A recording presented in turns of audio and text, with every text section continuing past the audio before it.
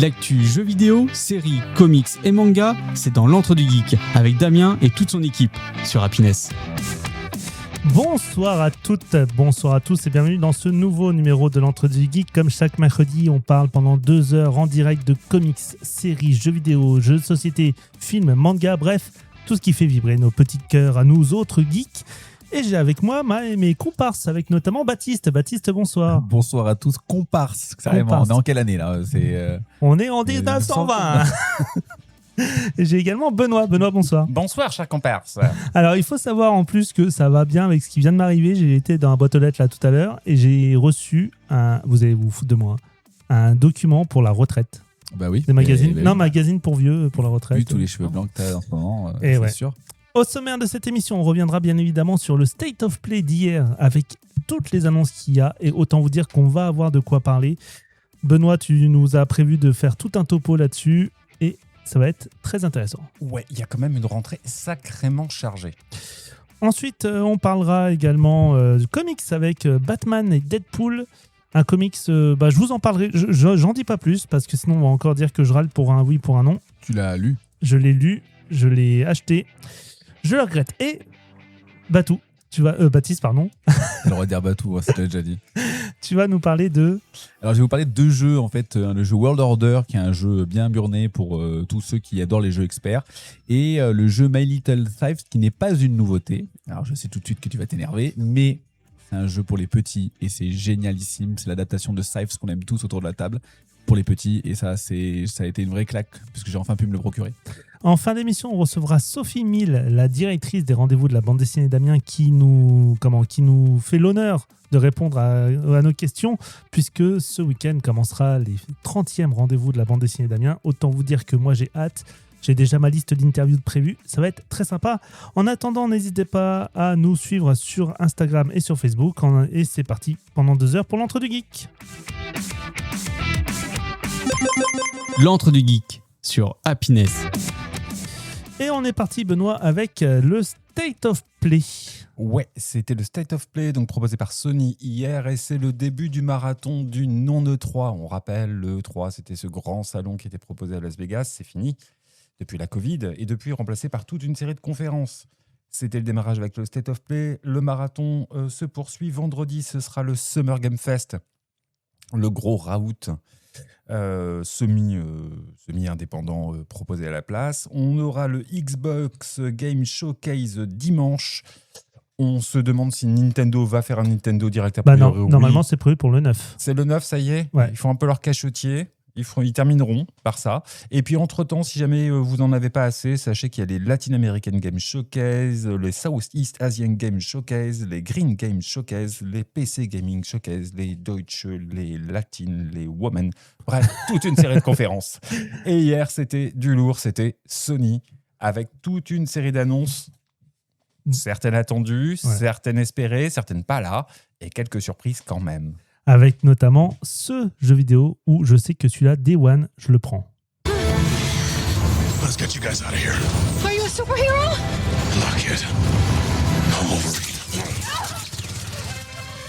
Wolverine, prévu pour le 15 septembre prochain sur PS5. Le jeu d'Insomniac Games, qui sont les développeurs de Spider-Man et Spider-Man 2.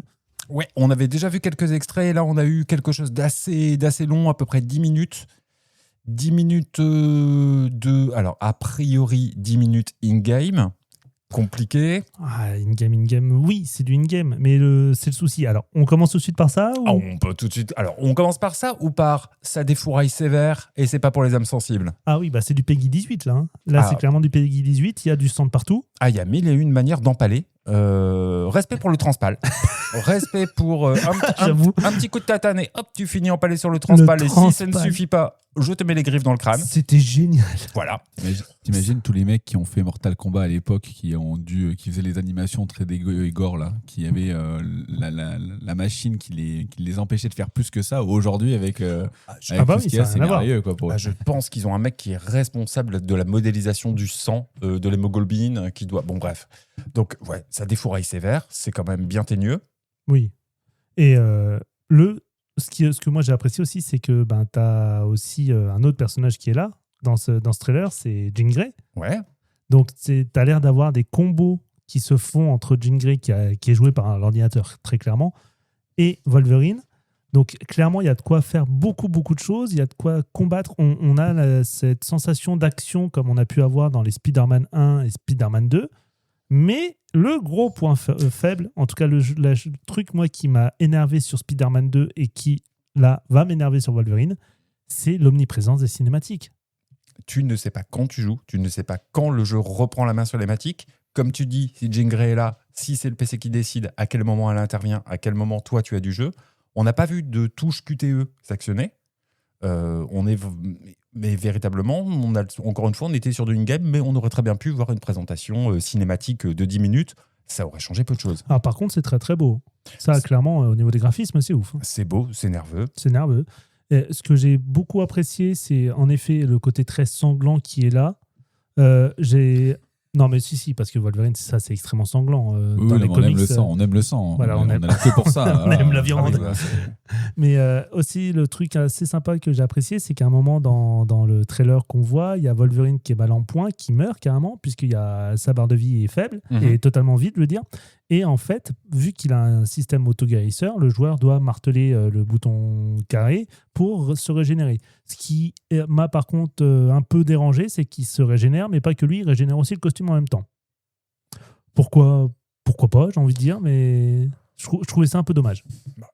Ouais, non, parce que... Effectivement, t'as peu d'icônes, t'as peu d'items. Encore une fois, on voit peu de choses. C'est ça qui est frustrant, c'est que tu vois 10 minutes, ça te donne envie, ça te donne une idée, et en même temps, tu sais pas véritablement manette en main comment ça se prend, tu ne connais pas les touches, tu devines peu. Ça va être comme Spider-Man. Ça se sent tout de suite. Les joueurs de Spider-Man ont tout de suite reconnu la prise en main, ultra nerveuse. Par contre, comme tu le dis, c'est qu'en fait, c'est limite un QTE géant, ce jeu. Ouais. Parce que les combats, c'est ça. Dans Spider-Man, c'était déjà le cas. En fait, on bourrine, mais au bout d'un moment, on va ensuite très facilement appuyer sur des boutons pour faire les contres, pour faire les finishers, etc. Et au final, ça ressemble plus à un QTE géant. Là, ça va être le même principe. Après, le système est intéressant. Hein. Clairement, j'ai beaucoup aimé ça sur Spider-Man. J'ai surkiffé. Voilà, c'était cool. Wolverine, je pense que le système de combat va être très sympa aussi. Mais voilà, on va être un peu bridé par une notification Google. Et voilà. Insomniac qui t'envoie un message. C'est ça. Pas du tout, monsieur. Insomniac me dit arrêtez, monsieur. Attendez de voir. Mais voilà. Après, c'est un ride, c'est une aventure. Tu sais pas combien de temps ça va durer. Après, ça pose la question de la rejouabilité. Voilà, c'est pas un jeu sur lequel tu vas revenir. Sauf si tu veux te taper une aventure, encore une fois, te taper un ride qui va durer nerveux. Mais c'est ça. En fait, une fois qu'on aura fini la quête principale, voilà, ciao, bonsoir. Et sur ce genre de présentation, normalement, ils montrent du gameplay ou c'est un gameplay, là, c'est une phase de jeu, c'est vraiment les débuts. Quand ils présentent quand les productions présentent leur jeu, ils montrent une partie de jeu ou ils montrent des fois que des cinématiques. Alors parfois c'est cinématique, là c'est une partie de jeu. C'est juste que le jeu, quand tu vois la partie de jeu, en fait, c'est que tu as des phases où c'est toi qui joues et puis d'un coup d'un seul, tu as le. Alors ça, par contre, c'est très bien fait. Tu passes en mode cinématique sans qu'il y ait de coupure, en fait. Parce que maintenant la technologie nous le permet et ça j'avoue que ça c'est très beau. Avant, je me rappelle des jeux où tu commençais et puis tu avais un écran noir. Il n'y a pas de temps de chargement, il n'y a pas de fumée. Hein. Voilà, c'est très très beau, c'est très très bien fait. Mais voilà, c'est que malheureusement, les jeux maintenant c'est comme ça, où les 3/4 du temps, tu as plus de cinématiques que de jeux. Parce que ce qui était coutumier du fait, c'était Ubisoft. Quand ils présentaient les Assassin's Creed, ils présentaient des choses qui n'étaient pas dans le jeu quand tu jouais après. Ils faisaient t'avais des grandes cinématiques, des grandes machins, et en fait on l'avait pas ensuite dans le jeu, donc c'est peut-être aussi pour hyper. Non, là ce sera dans le jeu, c'est une phase de jeu. C'est vraiment une phase de jeu. Mais clairement, comme tu dis, on sait très bien, on a eu des trailers sur les cérémonies des awards, le nom m'échappe. Les Game Awards, voilà. Qu'on a retrouvé ici. On voit bien Game Awards, on est sur de la cinématique pour envoyer du pâté, donner du lourd. Là, on entre un petit peu plus dans les mécaniques. Et là aussi, on a eu des trailers de jeux qui sortiront l'an prochain. On ne voit que des cinématiques, ça donne une idée, ça ne correspond pas forcément au jeu. Là, c'est ce mélange très hybride qui fait qu'on ne sait plus si c'est quelqu'un qui joue ou si la cinématique a pris le dessus. Comme dit Damien, c'est hyper fluide, mais cette fluidité, elle en devient presque intrigante, quoi. En fait, j'ai l'impression que tu te retrouves plus à jouer à un film interactif qu'à un jeu vidéo. Un peu ça. C'est peut-être le style qu'ils vont mettre. Mais c'est le style qui plaît. Il est là le problème, c'est que j'ai remarqué qu'il y a de plus en plus de joueurs en fait qui sont pas des joueurs. C'est juste des gens qui aiment regarder des séries, qui aiment regarder des films, et de temps en temps ils aiment appuyer sur le bouton et voilà, c'est tout. Et Spider-Man 2, c'était ça. Wolverine, ça a l'air d'être ça. Je pense que c'est le souci qu'on va avoir de plus en plus avec en fait des jeux faits non pas pour des gamers qui comme nous aimons se bousiller les pouces et détruire des manettes, mais pour des gens qui veulent juste avancer et voir le film. Voilà. Ouais, c'est un type de jeu, on en reparlera. Il y en a d'autres, des héritiers d'Uncharted, qui Exactement. pouvaient se retrouver un peu dans ce même genre de mécanique. Voilà. Autre jeu également qui, celui-là par contre, a été une surprise totale.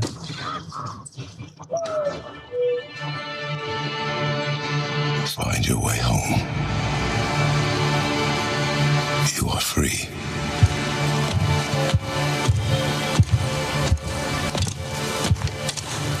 Vous aurez probablement reconnu la voix de Kratos de God of War pour ce God of War Lofé qui a été annoncé.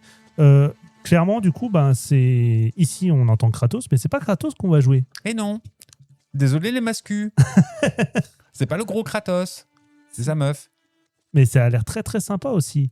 Ils ont présenté une vidéo de 23 minutes. Ouais. C'est le next one thing à la toute fin. 20 minutes de vidéo plutôt cinématique. Oui, c'est ça, parce que voilà, sur 23 minutes de gameplay, il y en a 17 de vidéo. J'ai pas compté, mais à mon avis, on doit être à peu près à ça, parce que je trouve que c'est un peu abusé, parce qu'il y a de la cinématique de partout, de tout le temps. C'est le même principe qu'avec Wolverine, mais un peu moins présent, je trouve, qu'avec Wolverine. Ouais. Mais par contre, ça envoie du lourd. Ça envoie du lourd. Après, encore une fois, là aussi où la conf était attendue, c'est on ne va pas lancer un débat sur les nouvelles machines, les nouvelles générations. On sait que la PS6 doit être plus ou moins dans les tuyaux. Après, le problème, c'est sûr, les matériaux, les composants, le prix de vente. Ce qui veut dire qu'on a une machine qui est super mature, qui va peut-être être remplacée, mais qui aujourd'hui est au max de ses performances. Oui, parce que là c'était marqué sur toutes les images, c'est tourné sur PS5 Pro. C'est ça. Je pense que la PS6, on peut attendre peut-être 2027, l'année prochaine, ça commencera à en parler, pour une sortie 2028-2029. Quelque chose comme ça. On a le temps encore, on a, je pense, 2-3 ans tranquille pour pouvoir maximiser la PS5 et la rentabiliser. Alors, on parle d'une petite console de jeu PS Pro à 1000 € quand même. Hein. Oui, c'est pas grand-chose, voyons. Mais Autant avoir un ordi, en fait. À ce il est là le truc, c'est qu'au bout d'un moment, on va se retrouver avec ça. C'est que pour 3000 €, en effet, tu as un ordi qui est extrêmement puissant, sur lequel tu peux faire aussi bien du jeu vidéo que du montage, que de la vidéo, tout ça. Moi, c'est ce que je fais avec mon PC actuel. C'est un PC gamer. Et pourtant, là, il sert notamment à la diffusion de la radio. Il sert aussi à faire du montage vidéo, du montage photo. Et il me sert à jouer à des jeux qui ne tournent pas forcément, ou en tout cas moins bien, sur ma PS5 classique, parce que j'ai pas de PS5 Pro. Donc forcément. Donc là, tout tournait sur PS5 Pro, donc tout était fluide. Et généralement, on n'ira pas non plus vérifier d'où ça vient. Hein. On sait qu'on a toujours ce doute, même sur les salons. Oui. Donc effectivement, c'est beau. Donc effectivement, ça donne envie.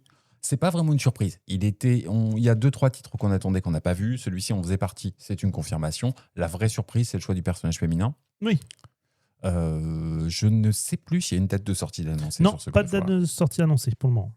Vraiment aucune date pour le moment. On sait juste que c'est un spin-off du chapitre et voilà, c'est tout. Ça veut dire du 27 au mieux. Je pense 2027, ouais. Je pense mi-2027, peut-être été 2027, ça peut être fait parce que, en tout cas, là, ce qu'ils avaient montré, les 23 minutes, pour présenter 23 minutes de gameplay, c'est que clairement, il y a une base déjà assez solide. Ouais, c'est que le jeu est quand même pas mal avancé. Autre jeu également qui a été annoncé, Benoît, tu me proposes quoi ? Eh bien, écoute, je proposais de te les prendre dans l'ordre avec tout ce qui arrive à la rentrée. Parce qu'en fait, il y a déjà des jeux qui vont sortir dès maintenant. On sent qu'on se dépêche avant GTA de tout balancer. La rentrée est super chargée. Tu as parlé de Wolverine, c'est le 15 septembre. Il y a cet été un nouveau Marvel pour toi. Oui, Marvel Token, que j'attends avec impatience aussi. Jeu de baston. Qui va être très bien. Plutôt sympa. En 2D. Voilà. Vraiment, alors à voir si ça va être un style à Street Fighter ou un style à Fighter Z. Une esthétique presque animée 80 au début dans les cinématiques et un style de jeu plus vif. Très comics. Ouais, c'est ça. Ça va être très très sympa, vraiment. Et puis en septembre, on aura aussi Phantom Blade.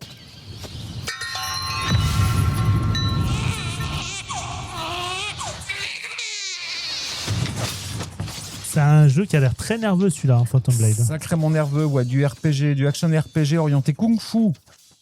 Ça va être sympa. Ça c'est plutôt pas mal. Et puis pour rester dans la vague, on aura aussi Onimusha Way of the Sword, Oui. qui ressuscite le personnage de Onimusha dans l'univers via Capcom. Grosse année pour Capcom. Là, on est aussi sur de l'action-aventure. C'est clair. Onimusha, ça fait un moment qu'on l'avait pas vu celui-là. Ouais, tout à fait. Le 25 septembre, donc vraiment très peu de temps après, encore une fois, ça se concentre à une vitesse folle sur le mois de septembre. Hein. Je pense même qu'ils sont en train de se bouffer les uns les autres. Parce que en même temps, le 24 septembre est annoncé un nouveau Silent Hill, Dawnfall. Ouais. Silent Hill, moi je suis pas fraîche, je vais être honnête, je suis pas fan des jeux d'horreur comme ça, Silent Hill ou Resident Evil. Alors, bien malaisant. Ouais. Bien malaisant dans sa bande-annonce, donc je pense que c'est ce qu'on attend à Silent Hill. Mais encore une fois, Silent Hill F était sorti en fin d'année dernière, donc la licence a repris du poil de la bête là, et enchaîne après un petit silence. Il y avait Control Resonant aussi qui sort le 24. Septembre aussi, ouais. Pareil, c'est un truc qui a l'air un peu particulier dans un espèce d'univers distordu. Ça peut être intéressant à voir ce que ça va donner. Ouais. Ils ont annoncé quoi d'autre aussi, Benoît ? Après, on a un petit peu de reboot, on a un petit peu de portage. Ouais. Alors, ça avait fuité. C'est évidemment le Rayman Legends qui revient, qui est beau. Ah, c'est un Rayman. Hein. Mais il est beau. Oui. Là, il est boosté, il est en 3D, il est beau. Les personnages, t'as envie de les prendre, de leur faire des bisous. Et puis, t'as un côté beaucoup plus réaliste que le dessin que t'avais sur PS1 à l'époque.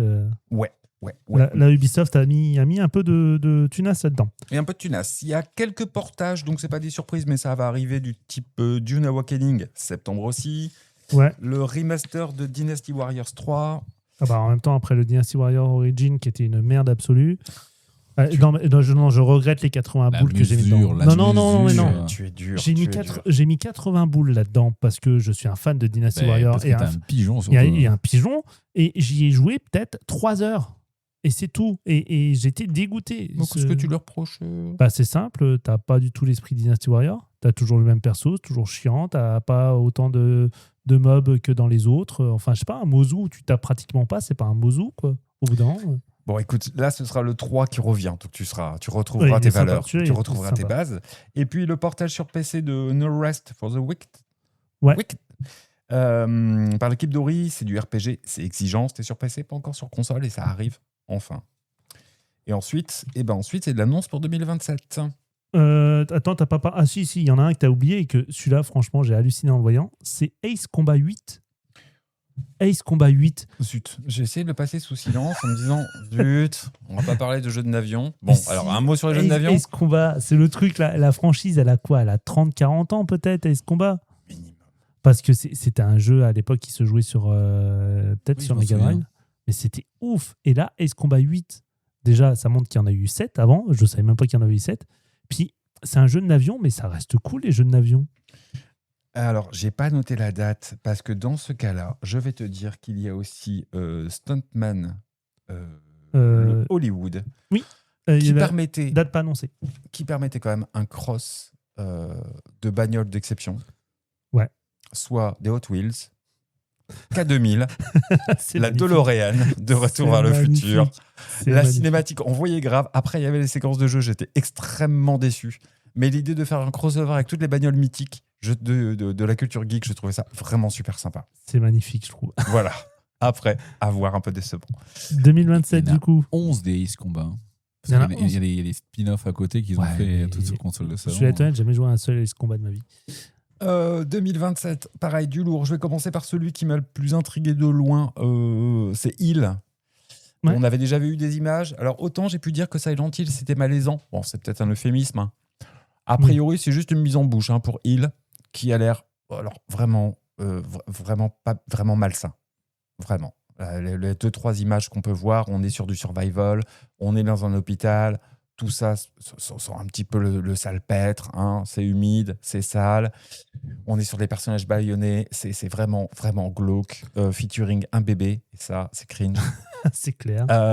Voilà, pas de date, mais alors si ça tient ses promesses, je pense qu'il faudra être accroché en termes de vision bizarre. C'est clair que là, il va falloir faire gaffe. Quoi d'autre également ? Bah écoute, moi j'avais retenu The Lost Wild parce qu'un survival avec des dinosaures. Oui, il a l'air génial celui-là. Voilà, un survival avec des dinosaures. Et puis avec des vrais dinosaures, pas les dinosaures à Jurassic Park, là, c'est des dinosaures qui finissent en poulet. Tout à fait. C'est ceux où les nuggets dinosaures sont vraiment des dinosaures. Voilà. Ça, c'est magnifique. On a eu quelques extraits de... Oui, alors rapidement, Tomb Raider, Legacy of Atlantis, mais ça, on avait déjà eu des images. Là, on en a un tout petit peu plus. Et j'évoquais Uncharted. Ben, c'est bizarre. Comment dire ? Le modèle d'origine qui a généré la copie Tomb Raider a influencé Uncharted. Maintenant, c'est Uncharted qui influence Tomb Raider, clairement. Totalement. On est moins sur du jeu plateforme, plus Totalement. sur ce qu'on évoquait sur ce petit ride cinématique. Et notez également Kemuri, dans lequel on a des chasseurs de yokai en solo ou en coop. Il a l'air très sympa celui-là. Ouais, curieux. À mon avis, j'espère que ce sera pas un jeu à 70 balles, parce qu'à mon avis, il vaut pas 70 balles. Je Mais pense que ce sera un jeu à 70 balles c'est minimum. le problème.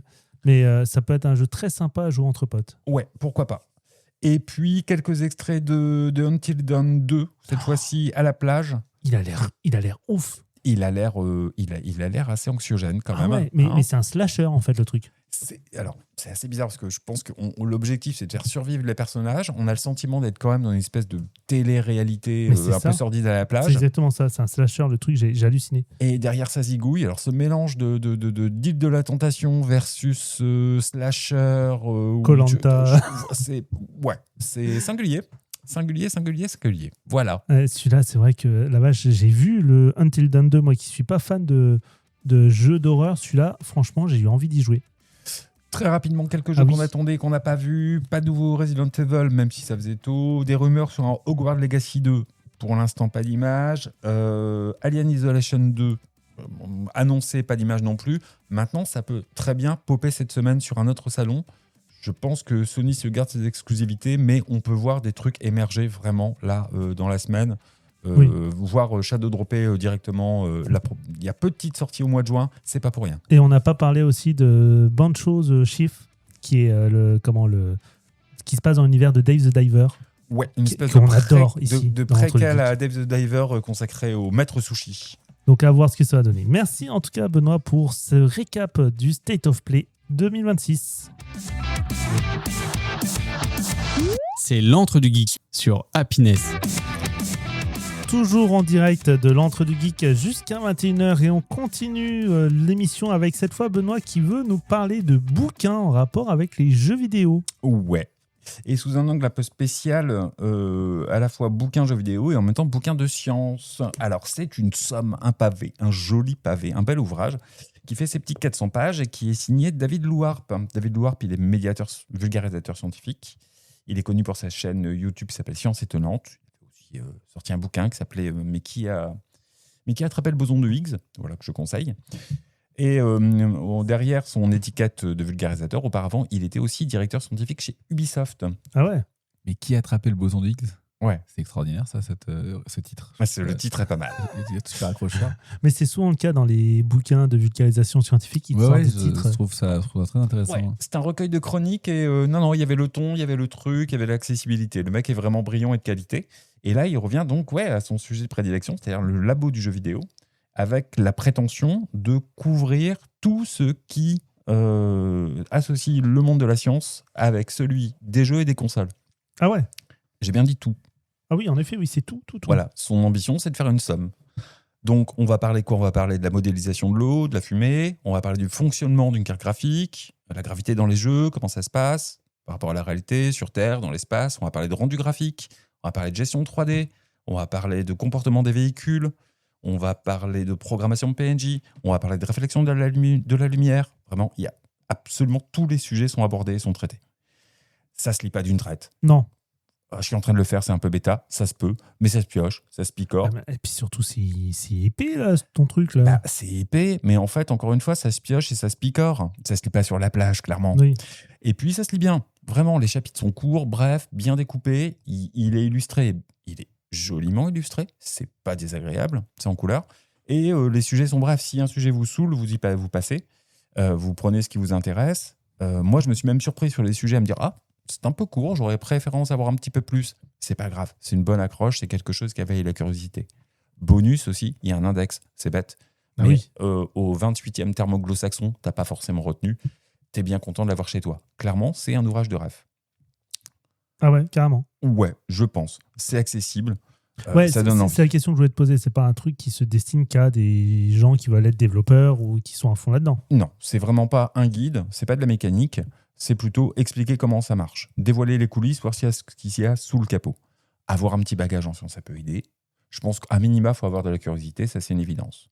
Et après, ça reste du bouquin de science. Bouquin de science, en gros, c'est si jamais il fait noir et que tu veux voir quelque chose, tu te fous un peu de savoir si la lumière, c'est une onde ou une particule. Oui. Tu as envie d'avoir de la lumière. Là, clairement, on n'a pas besoin de se taper ce bouquin pour prendre du plaisir aux jeux vidéo.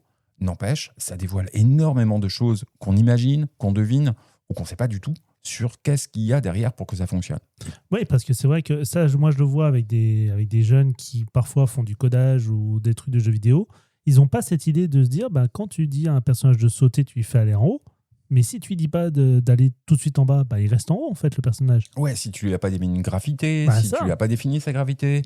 Voilà, il y a toute une somme d'outils. Et ce qui est intéressant aussi, c'est de voir comment tous les outils de recherche scientifique, finalement, peuvent aussi venir nourrir le jeu vidéo, que ce soit par exemple des modélisations qui vont pouvoir être repris. On s'intéresse à des fonctions, on s'intéresse à des choses pour savoir comment va se comporter de la lumière, comment se comporte de l'eau. Tous ces outils de modélisation scientifique qui sont réinvestis dans le jeu vidéo. Ça doit parler du coup, j'imagine, moteur physique, ce genre de choses, non ? Entre autres. Et puis, il y a aussi ce mouvement retour qui est de se dire, finalement, est-ce que le jeu vidéo peut être aussi un outil pour la science ? En partie, c'est le cas. Oui. 2-3 exemples, que ce soit sur l'étude du comportement des joueurs, que ce soit sur des principes de gamification pour encourager les gens à mener une réflexion sur le repli de la protéine, qui était un jeu qui avait eu un tout petit peu de succès. Voilà. Non. Alors, bonus, ça parle forcément de choses plutôt récentes, plutôt qualitatives. Moi, je suis pas la course au photoréalisme m'intéresse pas forcément. Donc, on apprend beaucoup de choses là-dessus, mais pas uniquement. Non, réellement, ça se conseille. Encore une fois, ça se lit pas sur la plage. C'est un bouquin somme, ça permet de découvrir plein de choses, ça permet de voir que sous le capot, c'est bien plus complexe, bien plus riche qu'on ne l'imagine. Ça donne une petite évolution de la technique. Et encore une fois, je pense que ce bouquin, il va rester quelques années comme la référence. Ce qui est bien, c'est que ça montre aussi les limites techniques de ce que peut faire aujourd'hui quelqu'un qui développe un jeu vidéo. En fait, il est obligé de faire avec ce qu'il y a tout autour dans le vrai monde réel de la réalité véritable. Il y a toujours cette phrase. Parce que ça, je trouve ça... En fait, quand on joue à quelque chose, d'ailleurs, ça marche avec n'importe quel média, mais il y a une machine derrière qui fonctionne. Donc, en fait, on peut dire c'est sous le capot, on s'en fiche tant que ça fonctionne, comme tu disais tout à l'heure avec la lumière, c'est ça. Mais le fait de comprendre, c'est intéressant. Après, de ce que je comprends, c'est pour les curieux, quoi. Ouais, il faut avoir un petit peu curieux, il faut aimer vouloir savoir ce qu'il y a derrière le rideau, quoi. Et c'est pas le cas de tout le monde, je pense, malheureusement. Non, clairement. Mais derrière, sur ce micro, sur un côté geek, je pense que derrière, il y a peut-être un petit peu de monde qui peut aimer s'interroger, se dire c'est marrant, je vois un truc devant quand je pointe ma caméra, mais comment la machine arrive à savoir ce qu'il y a derrière quand je tourne ma caméra ? Est-ce qu'elle l'a précalculé ou est-ce que c'est dans cette tête ? Il y avait la neige. Tu vois, pendant très longtemps, moi j'ai appris ça, mais il n'y a pas si longtemps que ça j'ai appris ça, mais c'était sur les Disney. Ils faisaient pas la Reine des Neiges pendant très très longtemps parce que la neige posait un problème en fait d'animation en réalité. Oui. Ah oui, il y a 2-3 saloperies. Le sable est une vraie saleté, c'est voilà. ce qui est évoqué. L'eau est majoritairement sur des rendus graphiques jolis, mais pas du tout réalistes, parce que c'est impossible et que la mécanique des fluides est une vraie saleté et ne se calcule pas. Et du coup, je trouve que c'est assez intéressant de se dire, en fait, il y a quand même des limites à ce qu'on peut faire et de le comprendre, c'est cool. Et c'est vraiment, le jeu IV, c'est, je pense, le médium le plus associé à la technique, plus encore que le cinéma. Il marche aussi de pair. Et forcément, comme tout médium, il fonctionne avec les contraintes de la technique. Il est obligé de jouer avec. Il y en a peut-être moins qu'auparavant. Si tu te souviens des jeux vidéo développés il y a 40 ou 50 ans, évidemment, les contraintes techniques, elles étaient extrêmes, mais c'est elles qui favorisent la créativité. C'est ce qu'on retrouve ici. Donc, Mario, c'était ça. Hein. Voilà. Mario, c'est juste un ensemble de créativités qui font que, voilà, il est ce qu'il est. Et là, on bosse moi, je bosse avec des collègues sur la musique JV, sur les débuts de la musique JV. Et quand il y a 4 canaux sonores, comment on fait pour jouer avec 4 canaux sonores ? Et quand tu as une place de stockage qui est équivalent, inférieur à 1 MO sur ta cartouche, comment tu stockes tout un jeu ? La Mega Drive, on sait de quoi ça parle. Voilà. Pour les gens qui n'aiment pas les livres sans images, tu as autre chose ? Alors, il y a des très belles illustrations. Il y a des belles images. Voilà, pour les gens qui n'aiment pas qu'il y ait trop de pages sans images. Voilà. Alors, pour une approche plus légère, distrayante, un manga, ouais.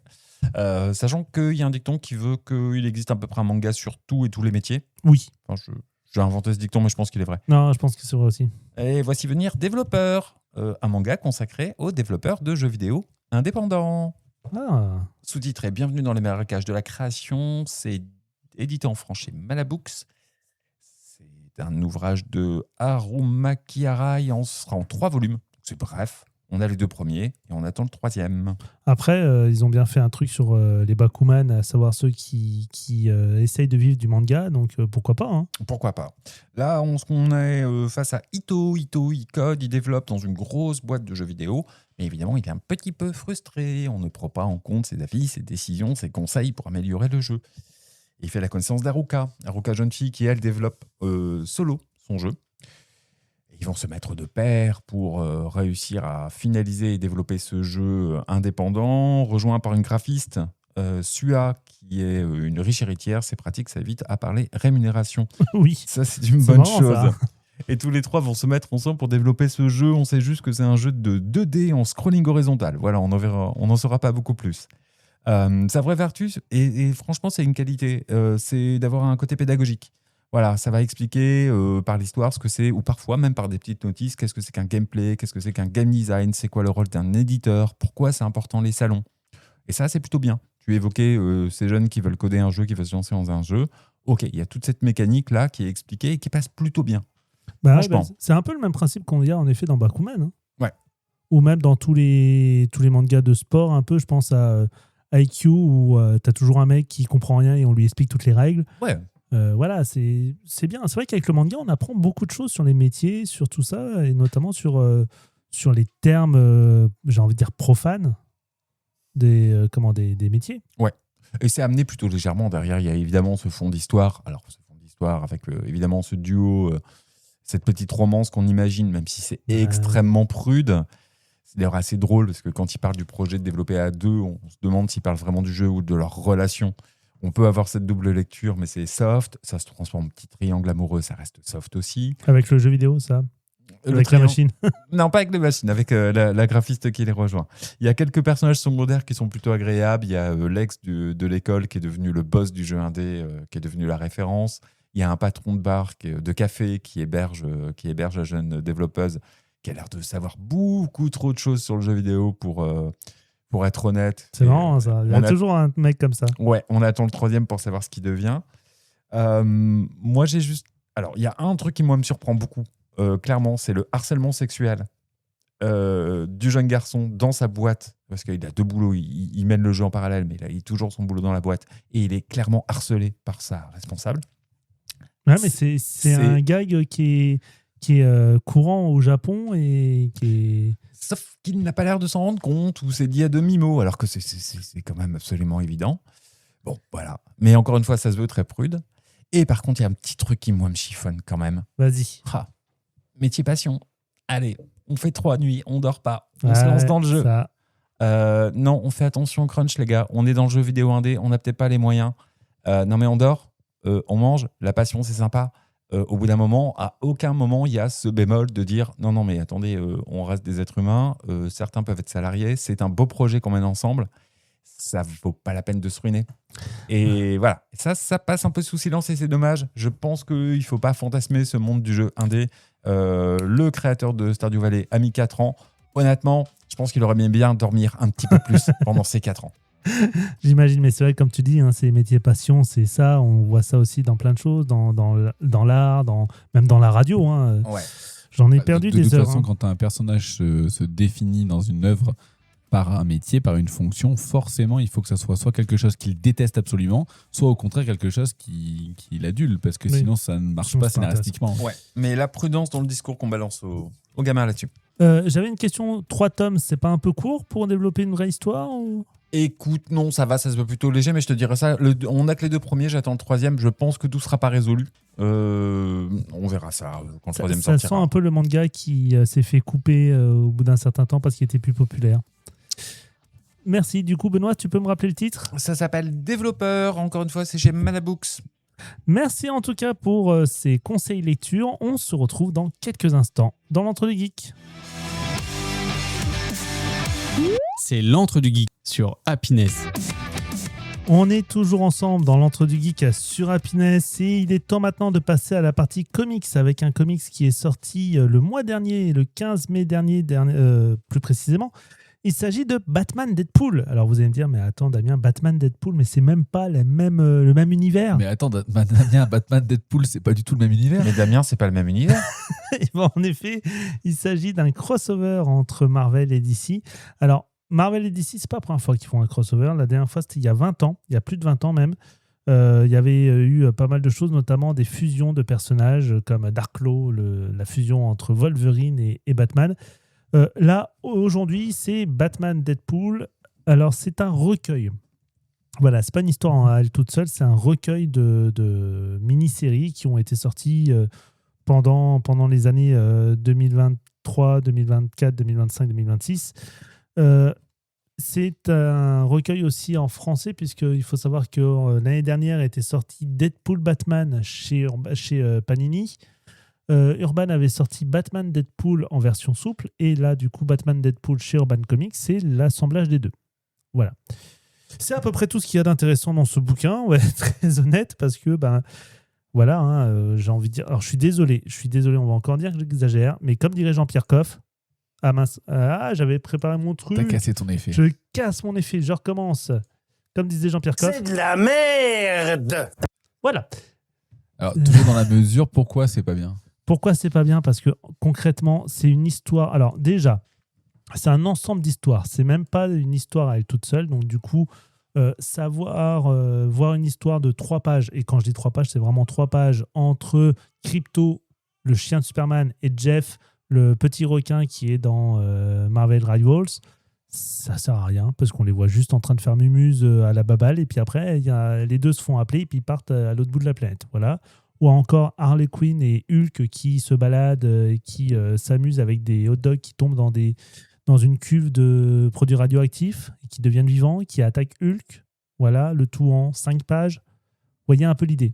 Après, les tout premiers comics dans les années 40, 50, c'était des fascicules de 3-4 pages, quoi, en fait. Voire même de 3-4 cases. Ouais, 3-4 cases, même des fois. Ouais. En effet, les premiers Superman dans les années 30, c'était ça. Mais ici, on a quand même évolué depuis les années 30. On est habitué à avoir des scénarios et des histoires extrêmement construites, extrêmement longues. Je pense ne serait-ce qu'à Batman qui a le plus grand...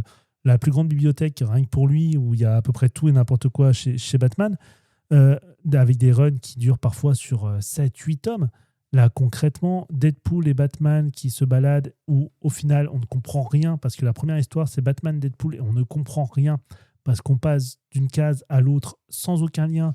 Comment t'appelles ça, la psychologie des personnages est totalement ratée. C'est hallucinant. Je n'ai jamais vu ça. En fait, clairement, ici, c'est du fanservice. Voilà. C'est pas un projet qui était dans les cartons et qui n'a pas trouvé preneur parce qu'ils n'ont pas trouvé un mec pour le mener à bout. Non. Et qu'ils l'ont bâclé comme ça parce qu'il fallait faire finir le projet. Il y avait du pognon et on finit le projet avec ça, j'en sais rien. Non. Clairement, ça sent que c'est pas la première fois qu'ils font ça. C'est juste pour faire de la vente, faire de la hype. On va lancer des petites histoires, des petits fascicules. Et c'est comme ça que ça marche, en fait. Aux États-Unis, c'est des petits fascicules de allez, peut-être une quinzaine, vingtaine de pages. Donc forcément, ils ont sorti des petites histoires comme ça. Parfois, ils ont rajouté à la fin de certains fascicules une petite histoire de 4-5 pages, histoire de compléter le fascicule, de ne pas le vendre à perte. Et là, clairement, en fait, on se retrouve avec un ramassis de tout ça. Voilà, je suis désolé, pour ceux qui veulent lire du comics pour lire de la bonne histoire, n'allez pas vers ça, clairement. C'est purement un objet presque de collection. Achetez Picsou Magazine, les histoires sont mieux. Dans ce que tu avais l'air de raconter, il y avait le sentiment de prendre ça un petit peu presque en mode parodique ou de jouer avec les codes. Il y a un second degré, visiblement. Il y a du second degré, il y a beaucoup de ça. Il y a une histoire, par contre, qui, elle, m'a beaucoup plu et je suis déçu qu'elle se finisse aussi rapidement. Ils ont fait un crossover entre Wonder Woman et Captain America. En fait, l'idée, c'est que Wonder Woman, qui a participé à la Première Guerre mondiale, Captain America, qui a participé à la Deuxième, et en fait, pendant la Deuxième Guerre mondiale, Wonder Woman rencontre Captain America. Du coup, et il y a une espèce de vision comme ça, puisqu'en plus, Wonder Woman rencontre Captain America alors qu'il tient en joue Hitler et qu'il est sur le point de le tuer. Non, mais c'est très intéressant. C'est peut-être un peu... Mais c'est très intéressant parce que du coup, il y a une relation de père qui se fait entre les deux, où on a 2 défenseurs des idéaux américains pendant les guerres mondiales, et je trouvais ça très intéressant. Malheureusement, c'est bâclé. c'est vraiment bâclé parce que faut faire ça en peu de pages, donc voilà, on bâcle le truc. Il y a une fin où on ne comprend même pas pourquoi ça se passe comme ça. C'est vraiment du fan service pur et dur. L'idée, c'est juste de dire tiens, on va vous mettre tel personnage avec tel personnage, vous allez être content. Mais est-ce que c'est pas. Alors, je me fais volontairement l'avocat du diable, et puis Oui, de toute façon, vas-y. j'aime bien quand tu râles, t'embêter quand tu râles. Mais est-ce que finalement, c'est pas un exercice de style à part entière? Est-ce que c'est pas un style dans le monde du comics à part entière de faire des histoires en 4 pages ou 5 pages? Alors, ça existe en effet. Ça s'appelle le commercial. Voilà, ils ont fait. Non, mais ils font pareil quand, par exemple, ils font un crossover entre Superman et Harlem Globetrotter, qui est un des crossovers assez anciens, ou encore je crois que c'est entre DC Comics et le Colonel Sanders. Vous savez, celui du KFC. Voilà. Non, mais Il a des super pouvoirs, lui. Et après, comment? Il a des super pouvoirs, lui. Mais il y a des crossovers qui sont bien. Je pense notamment à Tortue Ninja versus Power Rangers, qui est Bah tiens, Non, mais- comme par hasard. Comme c'est un par hasard. combo. même comme par hasard. Je me permets de dire Camolax aussi. Hein. Mais il est très intéressant à tel point qu'ils ont même fait un deuxième et que je crois qu'il y en a un troisième qui est Non, mais en là, train t'es de fait. parti pris, là. Voilà, je suis parti pris. Mais celui qui marche bien, Batman et Tortue Ninja. Batman et Tortue Ninja marche bien. Je ne l'ai pas lu. Je ne suis pas sûr que ça m'intéresse plus que ça, mais c'est très intéressant. Il marche bien, donc j'imagine comme quoi il est réussi.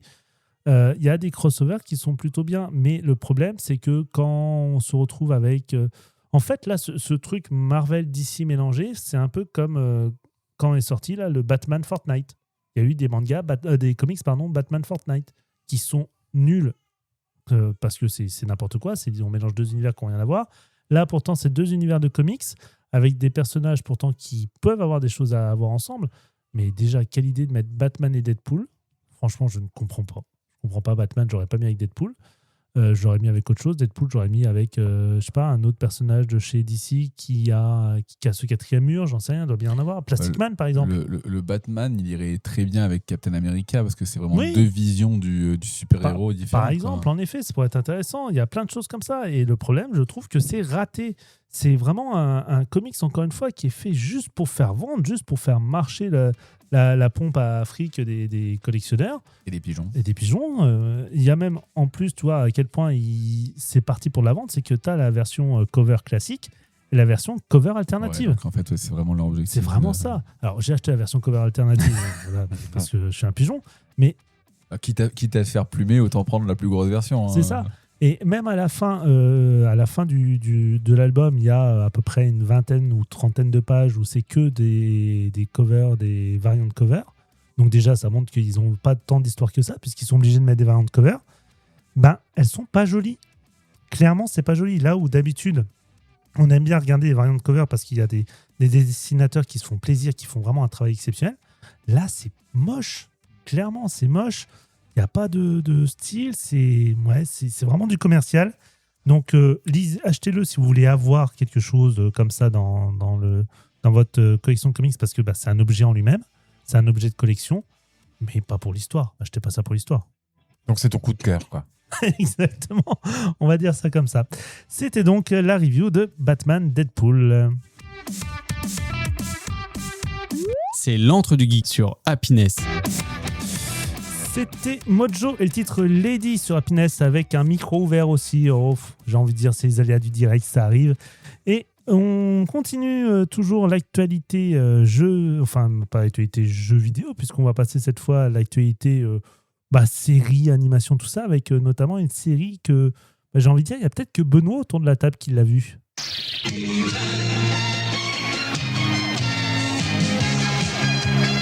Je suis Adam, prince des derniers. Ouais, et alors je peux dire que j'y tenais à mes petits jets, j'y tenais à mon muscleur, j'y tenais à mon skeletor. Alors, je voulais savoir, est-ce que tu es déçu, triste que ça ne sorte pas en France au cinéma ? Ouais, un peu. Et puis j'ai pensé à toi. Et puis j'ai trouvé cette annonce. Et je me suis dit que ça allait nous remotiver. Ouais, on n'aura pas le film au cinéma, mais on aura une série d'animations inédites, nouvelles, un reboot, disponible gratuitement sur YouTube. C'est Mattel qui régale. Attends, disponible sur YouTube, sérieusement ? Et ouais. C'est alors, cool. On est sur un projet un peu side. Il y a pas mal d'épisodes, on n'a pas forcément la durée. C'est à partir du 10 juin, donc ce sera dans très très peu de temps. Ah ouais, donc la semaine prochaine, quoi. C'est ça.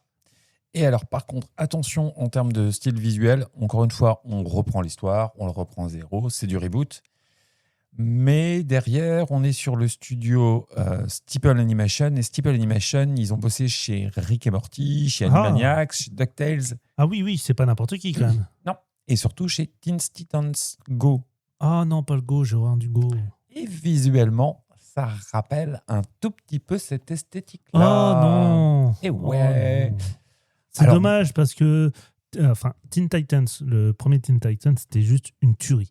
Teen Titans Go a beaucoup marché, peut-être même mieux, je crois, que le Teen Titans, mais je ne comprends pas pourquoi. Alors, pour l'instant, on a très très peu d'images, quelques-unes. C'est du style cartoon ultra assumé, c'est ultra dynamique. Moi, ça me déplaît pas. Écoute, pourquoi pas? On prend l'univers, ouais, mais tu on vois, change. Iman, c'est quand même le mec épique, c'est un truc où c'est de la testostérone mal placée, tire l'arigot. Quelle idée de mettre du comique là-dedans, je vois pas l'intérêt. Visuellement, c'est sûr que ça tranche. C'est plutôt léger, c'est plutôt joli. C'est dommage. C'est de la plat. Ouais. Mais moi, je suis assez curieux, écoute. Et puis, l'avantage, voilà, c'est sur YouTube. Tu peux C'est regarder gratuit, quelques épisodes, te donner une idée. Mais faire un petit reboot, c'est pas très grave. C'est vrai qu'on peut toujours faire ça, ça ne coûte rien. Voilà. Et puis maintenant, ouais, je crois que c'était un de mes plus beaux Noëls quand j'ai Carrément. franchement, quand j'ai eu le château. Bref. Baptiste, tu veux nous parler d'une série aussi qui est très très très connue, à un tel point qu'il y a 150 000 spin-offs dessus. Ouais, alors attention, ce que je vais dire là, ça s'appuie sur un post de Popcorn. Vous connaissez peut-être le média en ligne qui régulièrement fait des annonces sur le ciné et sur les séries. Je suis pas sûr que ça soit en plus son métier à temps plein à ce monsieur qui régulièrement sur les réseaux sociaux pour venir faire des interviews. En tout cas, sur Facebook, il a publié que selon plusieurs rumeurs, Netflix travaillerait actuellement sur un spin-off de Stranger Things centré sur Eleven après la fin de la série principale. Alors on sait qu'il y a eu les chroniques de 1985 qui sont sorties en animation sur Netflix, que je n'ai pas encore vu, donc je ne vais pas donner d'avis là-dessus, mais je sais que ça a été assez tranché. Enfin, il y a des gens qui ont bien aimé, il y a des gens qui n'ont pas du tout aimé. C'est un genre particulier, quoi. Et c'est très particulier, mais ils ont quand même gardé cette esthétique des années 80. Et là, cette fois-ci, on va savoir ce qui est arrivé à Eleven entre le moment où elle a survécu, puisqu'à la fin de la dernière série, on est obligé de spoiler, ça fait 6 mois les gars, il faut se mettre à jour. Elle donc s'est échappée, elle a réussi à s'échapper aux yeux de tout le monde. Un seul personnage, c'est Finn, donc son amoureux sait qu'elle est encore en vie quelque part. Et on la voit à la fin de la série marcher dans des montagnes au loin. Et donc en fait, on va essayer de combler ce trou-là, je pense, dans ce fameux spin-off. Chose qui est intéressante, c'est que c'est Millie Bobby Brown, qui est déjà l'actrice principale qui fait Eleven, qui va reprendre son rôle, visiblement. Rien n'a été officiellement confirmé par Netflix, mais ces informations circulent sur les forums américains spécialisés. Donc, on a forte chance de voir encore du Stranger Things et je suis très curieux de savoir ce qu'ils vont faire comme antagoniste parce que normalement, on avait tout fini là, tout était conclu quoi en fait. Il y avait mais j'ai peur qu'on en arrive à ça en fait, au truc de trop. On va refaire une série pour refaire une série parce que ça marche, parce que ça machine à fric. Il faut comme toutes les séries de toute façon. Je trouve ça dommage. Au bout d'un moment, quand une œuvre est finie et qu'elle est très bien finie, laissez ça. N'allez pas rajouter des choses, n'allez pas chercher à faire plus, ça ne sert strictement à rien à part juste dégoûter les fans. Ouais, et les décevoir à la fin. Ouais. C'est ça. Un crossover avec Batman ou Deadpool peut-être, non? Ah ouais, pourquoi pas. C'était en tout cas la news de l'univers des séries. C'est l'antre du geek. Happiness, toujours au plus proche de vous. Vous êtes toujours dans l'antre du geek sur Happiness, il est 20h. Happiness, votre radio locale. L'antre du geek sur Happiness. On est toujours ensemble jusqu'à 21h dans l'antre du geek et il est temps maintenant de passer à la partie film avec notamment une annonce qui a fait verser sa petite larme à Benoît. Et pour la peine, je t'ai même trouvé la musique que Sabrina utilise d'habitude. Donc attention, est-ce que tu vas utiliser la même voix? On verra bien. Ouais, salut les gars. Oh, il la tient bien, hein? Ouais. Franchement. Hein. Alors, nouvellement arrivé chez nous, Marcia Lucas. Alors, dit comme ça vous parlera peut-être pas forcément. La faucheuse est tenancier de bar maintenant, disons. Écoute, tu termines ton demi, tu râles pas, s'il te plaît. À boire avec modération, bien évidemment. Marcia Lucas est décédée. Marcia Lucas, ça dit peut-être pas grand-chose et c'était l'ancienne compagne de George Lucas au moment de la production et du tournage de la première trilogie des Star Wars, qui Ah lui oui. doit beaucoup. Ah oui, en On effet. avait évoqué la biographie dessinée La guerre de Lucas, paru récemment, et il met en avant ce personnage féminin, plutôt dans l'ombre, qui s'est retrouvé un petit peu obscurci au fil du temps et qu'on remet un petit peu en lumière aujourd'hui. D'une part, sur son rôle de monteuse. Elle est monteuse de cinéma à la base. Elle n'a pas bossé qu'avec Lucas. Non, elle a bossé Allez. avec plein de gens, elle. Plein de gens sur d'autres films. C'est assez drôle. Lucas n'a pas très envie qu'elle aille travailler avec Scorsese, il me voit comme un gros lubérique drogué, ce qui n'est pas faux d'ailleurs à cette époque. Et elle a pratiquement sauvé le film de ce point de vue-là. C'est-à-dire que les premières projections étaient absolument catastrophiques, même sur un réseau d'amis, parce que le film n'avait pas de rythme, le film n'avait pas de chronologie respectée. Et c'est vraiment, vraiment elle qui a retravaillé au corps tout le film, tout le montage. Et je pense que le film a vraiment été sauvé par ça. Comme quoi, le montage est extrêmement important dans un film. Et comme quoi, c'est bien d'écouter sa femme aussi parfois. Oui, aussi. aussi. Tu peux en tirer plein de leçons. Oui, c'est vrai. Et puis derrière, on sait qu'on lui doit pas mal de petites choses, quoi. Alors pareil, je pense que depuis 77, on peut spoiler. Oui. Attends, quoi? Dark Vador, c'est le père de Luke? Obi-Wan Kenobi, s'il gagne, c'est bien, mais qu'est-ce qu'il fait tout le film? En fait, il emmerde vraiment le monde quand on sait pas quoi en faire. Bon, en fait, s'il meurt, c'est mieux. Voilà, c'est le genre de décision que Marcia Lucas prend assez radicalement et qui font que le film, il gagne véritablement dans sa narration. C'est elle qui a apporté le côté pop, le côté dynamique, le côté second degré. Et encore une fois, c'est un rôle après le retour du Jedi, le couple divorce. Je crois qu'elle perd avec un gros chèque. Oui. Et Lucas a jamais vraiment George Lucas a jamais vraiment voulu en reparler. Du coup, toute la gloire est revenue sur lui. Je suis assez content qu'on l'ait remise un petit peu en lumière. Du coup, c'est elle qui est à l'origine du Amiral Akbar ou C'est un piège. Voilà. It's a trap. Non. Non, je crois que ça, c'est vraiment l'univers de Lucas. En tout cas, qui lui a fait confiance et qu'elle a soutenu, ça, c'est une évidence. Est-ce que c'est elle qui lui a conseillé d'avoir tout le merchandising de Star Wars? Non, je crois que ça, elle n'avait pas besoin de ça. Les sous-sous, il sait ce qu'il faut faire. Ouais. Et pareil, on sait aussi qu'elle avait beaucoup travaillé sur tout un stock d'archives de films de guerre pour retrouver un dynamique dans les scènes d'action, et typiquement qu'on retrouve dans la scène de l'assaut final du premier. Baptiste, tu veux également nous parler d'une bande-annonce d'un réalisateur extrêmement célèbre. Et oui, c'est Spielberg qui va revenir très prochainement, là, au mois de juin, avec Disclosure Day, un film d'OVNI. C'est un moment que Spielberg n'avait pas fait ce genre de film-là. Alors, la bande-annonce est assez explicite sur le scénario, visiblement, puisqu'il se passe des choses bizarres sur Terre. On a des voix qui arrivent, des signes qui apparaissent. Et visiblement, quand des voix bizarroïdes prennent possession de certains corps, il y a un personnage joué par, j'ai oublié son nom, c'est Josh O'Connor, qui comprend tout ce qui se passe. Donc visiblement, il y a des choses un peu particulières avec une espèce d'agence scientifique, laboratoire tout aussi particulière qui a quelque chose à voir avec. Et Colin Firth qui dirige cette agence un petit peu bizarroïde. Et donc, du coup, derrière tout ça, on va devoir comprendre qu'on n'est pas tout seul et que des personnes, Josh O'Connor et c'est Eve Hewson, je crois, vont reprendre tout simplement la poursuite pour savoir ce qui se passe dans ce monde-là. En fait, on est sur du Spielberg classique et on ne connaît pas la fin, mais bon, vu que c'est Spielberg, ça va être encore un truc grandiose, à larmoyant. Et il faut savoir que c'est David Koepp, ou Koepp, je ne sais pas comment on prononce, qui a écrit le scénario. Et David Koepp, il a déjà bossé avec Spielberg sur Le Monde Perdu de Jurassic Park, sur La Guerre des Mondes, qui est quand même un des plus grands films, sur Jurassic Park, même le premier, sur les Indiana Jones. Donc bon, on a quand même quelqu'un au scénario qui est costaud. Et rien que le fait que j'ai vu que c'était celui qui avait écrit La Guerre des Mondes, enfin qui avait adapté La Guerre des Mondes au cinéma, et je pense que ça risque d'être quelque chose de très sympa. En termes d'ambiance, ça faisait un petit peu claustrophobique à des moments, quand on regarde la bande-annonce. Toi, tu l'as vu aussi, la bande-annonce? Ouais.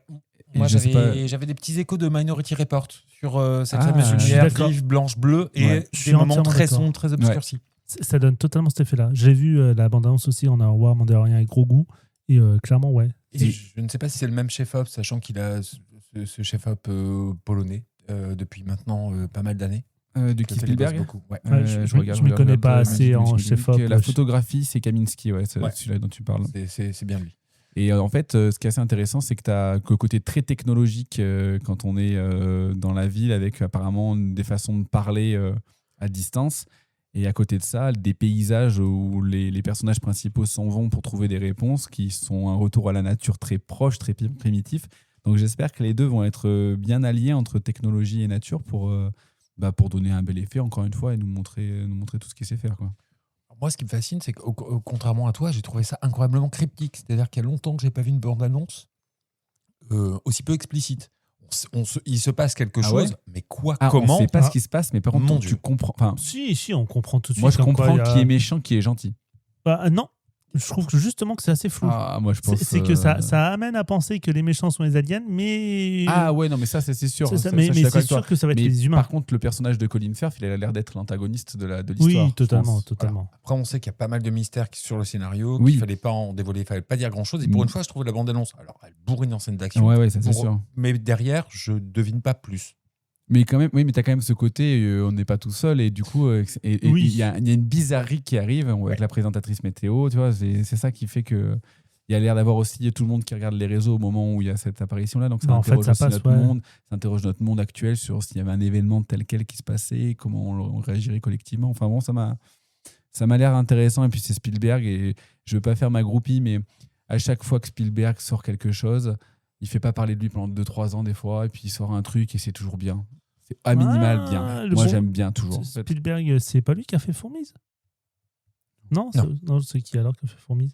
C'était DreamWorks. Alors, il était derrière sur Oui, il était la derrière. boîte, mais il Ouais, était mais pas je la parle réalisation. en réalisation. Ah oui, ok, non, Je parce me qu'il suis a refait Ready Player One il y a pas longtemps. Là, Oui, Ready Player One, je suis c'est d'accord. une claque monumentale en fait. Et en plus, je pense qu'il n'est pas revenu à la SF depuis Ready Player One. Ouais, c'est possible. Ouais. Et encore une fois, il sort de deux gros fours. Moi, je les aime beaucoup, mais Fablemans et West Side Story, ça s'est vraiment C'est planté. vrai, hein. Donc, le côté Spielberg roi du box-office, là, ça fait quelques temps qu'on l'oublie. Mais c'est toujours très bien réalisé. Quand même. Mais c'est deux films, que j'aime énormément. Après, ils n'ont pas marché. Je suis très triste qu'ils n'aient pas marché. On continue avec un réalisateur aussi extrêmement connu, à un tel point qu'il a eu une palme d'or d'ailleurs dernièrement au Festival de Cannes. C'est son copain, hein, Spielberg, Peter Exactement. Jackson. Laurent en a parlé la semaine dernière sur notamment les aventures de Tintin, où il s'était échangé la production et la réalisation des films. Et encore une fois, je veux dire quelque chose à cette antenne. J'attends avec grande impatience ce nouveau Tintin. Je suis fan de Tintin. J'avais adoré Le Secret de la Licorne. Et j'espère que ça va bourriner, très rapidement. Une petite hot take de Peter Jackson du coup sur les DVD. Il regrette en fait tout simplement que il y ait de moins en moins de DVD, qu'il y ait de moins en moins de support physique au profit du streaming. Et du coup, ce qui l'embête le plus avec ça, c'est pas tellement le fait qu'on dématérialise, mais c'est plutôt qu'on perd tout un tas de choses comme les contenus bonus qu'il y avait dans les éditions collector, des mais DVD. qui regardait ça honnêtement? Et justement, beaucoup de gens, parce que la version longue du Seigneur des Anneaux, qui a peut-être 30 minutes de trop à ton goût, en fait, c'est la version que les fans regardent aujourd'hui. Mais non, mais même la version. Personne ne regarde plus Même la la version version qui courte. passe. La version courte, personne ne regarde plus ça. On regarde les versions longues. Beaucoup de gens regardent les versions commentées par les réalisateurs. Tous les petits fun facts que l'on connaît sur tous les films, l'équivalent de la guerre des Lucas, en fait, de Lucas. Et en fait, c'était dans ces choses-là qu'on le voyait. C'est peut-être un produit niche, mais finalement, il regrette que ça ne permette plus l'inspiration. On devient simplement consommateur d'images, et on l'a déjà expliqué, hein, Netflix fait exprès de répéter plusieurs fois les mêmes informations parce qu'on a le multi-écran. On fait souvent des choses en même temps que regarder la série. Lui regrette ça. Comme beaucoup de cinéastes évidemment, mais surtout il y avait un côté inspiration, c'est-à-dire qu'on voulait savoir comment ça se faisait, on voulait faire des films. Aujourd'hui, je suis pas certain que le fait d'avoir simplement l'histoire et donne envie de fabriquer les films si on ne sait pas comment on les fabrique derrière. On en revient aux jeux vidéo, au livre sur le jeu vidéo tout à l'heure. Je pense qu'il faut inspirer les gens pour attirer leur curiosité, et je suis assez d'accord avec lui là-dessus. Et il y a une deuxième chose qui l'embête aussi, c'est la concentration des studios. Aujourd'hui, on a 3 gros studios. On C'est le n'a problème. plus besoin de produire tout ce qu'on avait à produire. On passe en streaming. C'est les gros sous-sous dans la poche, comme on le dit d'habitude. Et donc ça, c'est aussi quelque chose qu'il regrette. Attention, on parle de quelqu'un qui a fait ses preuves. Quelqu'un qui, quand il dit quelque chose, on l'écoute. Et en plus de ça, il peut dire une opinion impopulaire. Il aura toujours des financements. Il aura toujours ses films qui seront faits, lui. Maintenant, ça pose aussi la question de pas que du support physique. Pour raconter la vie de Laura, et dernièrement, elle est allée au cinéma. les 2 derniers films qu'elle a vus, elle était quasiment toute seule dans la salle avec 2 ou 3 personnes seulement. C'est vrai que Mandalorian, il y avait pratiquement personne, alors que pourtant je suis allé la semaine de la sortie. Bah quoi. oui, les gens désertent les cinémas parce que le streaming. Et puis les trop gens, cher, les on va gens- être honnête, oui, c'est c'est cher, mais bien sûr. Mais À 12 balles ta place. je suis d'accord avec toi, mais ça va de pair avec. Là, je suis en face d'une magnifique étagère de DVD. Même, je suis à peu près sûr que tu les utilises plus, que si tu veux voir Non. un des films qui est là, tu Bah, vas je vais directement sur Netflix. sur Netflix. Parce que c'est plus simple. Oui. Parce que souvent, j'ai pas le temps. Alors, soit j'ai pas le temps de regarder le film en entier, et du coup, Netflix, je m'arrête, je monte dans mon bureau, je mets Netflix sur mon deuxième écran et je peux continuer de le regarder. Alors que là, il faudrait prendre le DVD, etc. Le lecteur DVD, on a un lecteur DVD qui fonctionne plus, mais j'ai PS5, tout ça, donc je peux continuer de le Mais lire. ça revient au C'est- multi-écran. c'est du multi. Si on n'avait pas cette folie du Mais multi-écran, même on sans pourrait ça- se poser 2 heures devant un film. Même avec sans justement ça, notre DVD. on est désolé, c'est quand même plus simple de regarder ce qu'il y a sur Netflix avec la télécommande plutôt que d'aller checker toute ta vidéothèque. Alors, non, vraiment, tu vois, si je cherche une inspiration, ça sert aussi à ça. Tu vas aller regarder. comprendre. Je peux aussi le dire sur les disques et encore plus sur les CD. C'est-à-dire qu'ils servent à rien à part me dire, ah tiens, j'ai ça. Et puis, je vais aller chercher sur une plateforme. Mais la plateforme ne me le donnera pas immédiatement. Et naviguer sur ces plateformes, personnellement, c'est mon côté vieux con, mais je n'y arrive pas. Je ne trouve pas, je ne trouve rien, c'est classé, je ne sais pas comment. Tu veux dire au hasard quand tu vas. Enfin, pas au hasard, mais quand tu cherches quelque chose. Voilà. Alors, Et tu ne sais pas quoi encore. ça. Imagine un type qui a presque un demi-siècle, il travaille dans une médiathèque. Bon, évidemment, il cherche le nom du réalisateur, quoi. Ouais. Sur Netflix, on oublie complètement. Oui, carrément, oui. Carrément. Et ce qui m'embête le plus pour les films, c'est que on sait très bien que les droits, c'est super flottant. Et il est tout à fait possible que Netflix ait les droits, mais les perde et que ça revienne dans la poche d'un autre diffuseur Totalement. ou d'un autre distributeur, ce qui est aussi une galère sur les DVD. Alors il y a que- des films qui ont changé 10 fois de distributeur. Mais, quoi. oui, mais quand tu as le DVD une fois, tu l'as à vie. toi. Ça, c'est l'avantage. Par contre, sur les bonus, ce que je pige pas, c'est que il n'y a aucun problème à faire des bonus. C'est-à-dire que les plateformes mais- pourraient très bien proposer des Oui, films mais c'est enrichis en bonus. C'est pas rentable. Enfin, ça doit être rentable, mais je veux dire, les plateformes, elles doivent voir les courbes de stream et elles doivent se dire que le making-of Ah oui, du tout à dernier fait. film qui est sorti, Parce que personne n'en tu veut. mets une version alimentée, ça te prend de l'espace mémoire sur les serveurs. C'est ce que propose Arte. Je crois que oui, mais Arte a Arte, tendance mais à Arte, proposer ça, des je suis contenus mais ça, supplémentaires. je suis tout à fait d'accord avec toi. Ouais, mais Arte, c'est c'est même pas des la films même. de genre. et je c'est suis pas- public. Arte, c'est pas la même vision que Netflix. Arte, Un petit gap. Moi, je suis Ouais, je suis vraiment du genre, alors plus pour la musique, le ciné beaucoup, mais plus pour la musique, je suis vraiment du genre à voir le making-of. C'est-à-dire que quand moi, il y a un documentaire ou une vidéo sur YouTube qui explique comment tel album a été conçu, que tu vois les mecs enregistrer leur musique, que tu vois l'ingénieur du son faire son mixage, j'adore ça, quoi. J'adore même presque autant que d'écouter l'album. Et c'est pareil pour le film. Quand un film m'a vraiment plu et que je peux tomber sur 1 heure de making-of, j'adore ça. Et je pense que ça participe aussi à la curiosité et ça fait que nous, en tant que, que personnes qui consommons du cinéma, consommons de la pop culture, n'étant pas simplement des consommateurs, mais acteurs curieux de ce qui se passe, quoi. Et c'est tout. Enfin, je trouve ça un peu dommage. Alors après, je trouve ça pas dommage que le support disparaisse. Enfin, c'est comme ça, c'est la vie. Mais je trouve que la petite sonnette qu'a tirée Peter Jackson, encore une fois avec son statut, c'est très facile de le faire. Voilà. En fait, elle est tout à fait pertinente et ça fait un peu vieux con, mais c'est comme le vinyle. Moi, Tu ce que je trouve aussi assez marrant, c'est qu'au final, ce qui était censé remplacer le DVD, le Blu-ray, n'aura pas duré très longtemps. Parce que Oui. finalement, des Blu-ray, qui en a vraiment une belle collection de Blu-ray? Non, oui. Ceux qui sont cinéphiles, je pense qu'ils ont une vraie connexion de Blu-ray parce qu'ils regardent encore sur un home cinéma à la maison. Et alors, nos télés d'aujourd'hui sont très performantes, mais quand tu as une vraie barre de son qui est bien calibrée, que tu as un bel écran et qu'en plus tu mets tous tes DVD autour de ta télé, bon, Oui. ça pète Ah, un mais petit peu. c'est Et pour je ça pense que c'est des gens qui regardent du cinéma comme ça. Ah, par contre, ça devient compliqué de sortir un DVD, c'est-à-dire que ça a un coût. Et aujourd'hui, Oui. le nombre Oui. de personnes qui Bah, achètent, ça. voilà. Et on voit bien, il y a quelques initiatives, je crois que c'est la Fnac pour pas les citer, qui proposent globalement de dire, voilà, si on vous met 5 films, lequel vous voulez, on accompagnera le développement de l'un, mais pas des autres.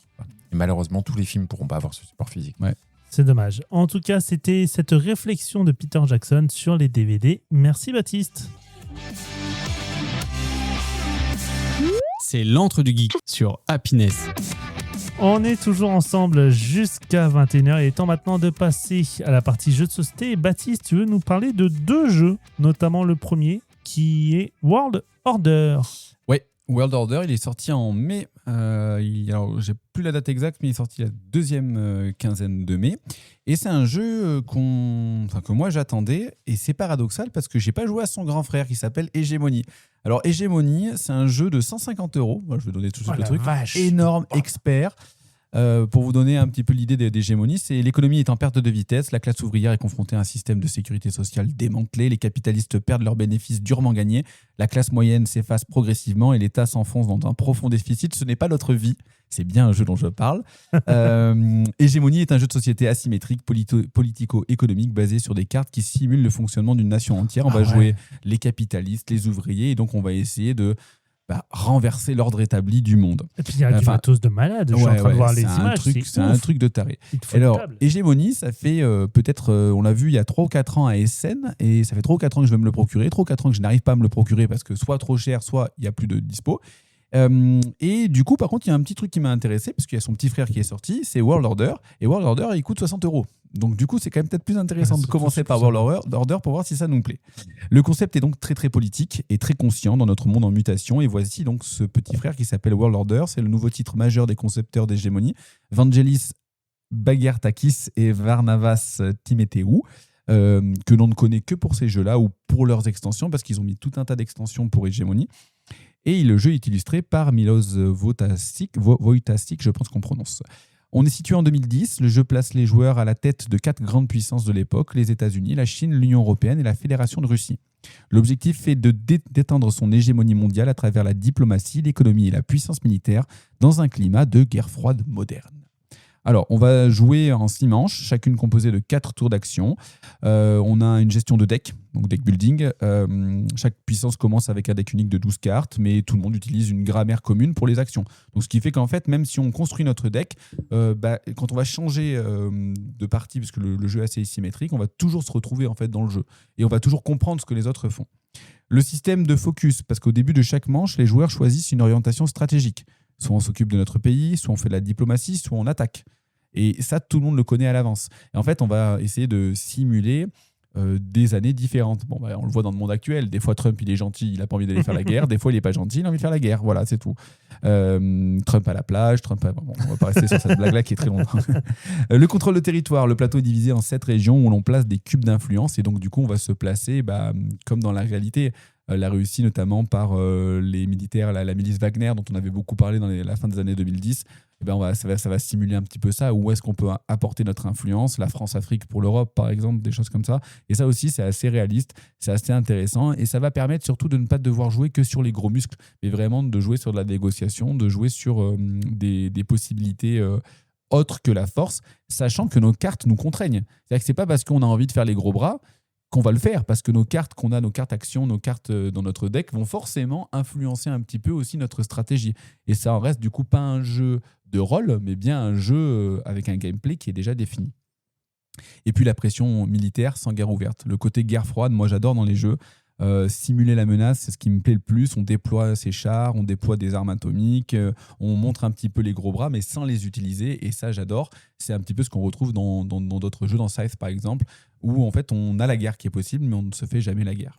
Ouais, et puis du coup, en fait, c'est très intéressant parce que c'est vraiment ce côté-là où c'est un jeu de bluff, en fait. Un peu aussi. Alors, bluff, oui, non, parce que tout le monde voit ce qu'on fait. Oui, mais tout le monde voit les actions.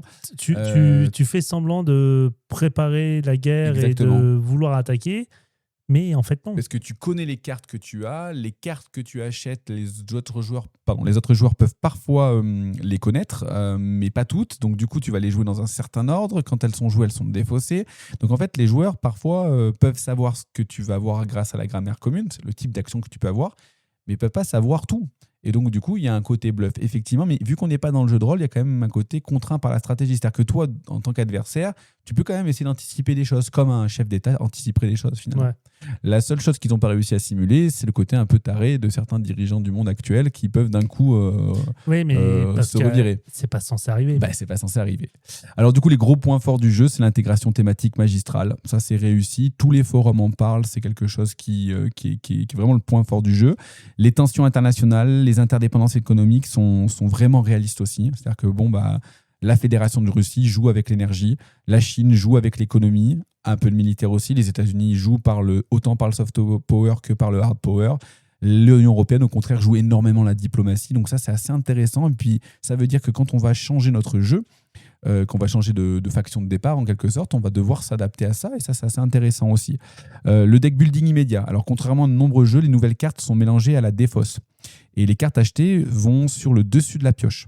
Donc, du coup, ça permet une planification d'une manche à l'autre. C'est-à-dire qu'on ne va pas les mettre dans notre défausse, on va vraiment les mettre au-dessus de notre deck, ce qui fait qu'on va les tirer tout de suite, ces nouvelles cartes. Et il va falloir les intégrer aux cartes qu'on avait déjà avant. Donc, un petit peu comme à la belote, compter les cartes, parce que savoir ce qui va revenir régulièrement, quoi. Ça, c'est assez intéressant aussi. Je trouve que c'est assez novateur.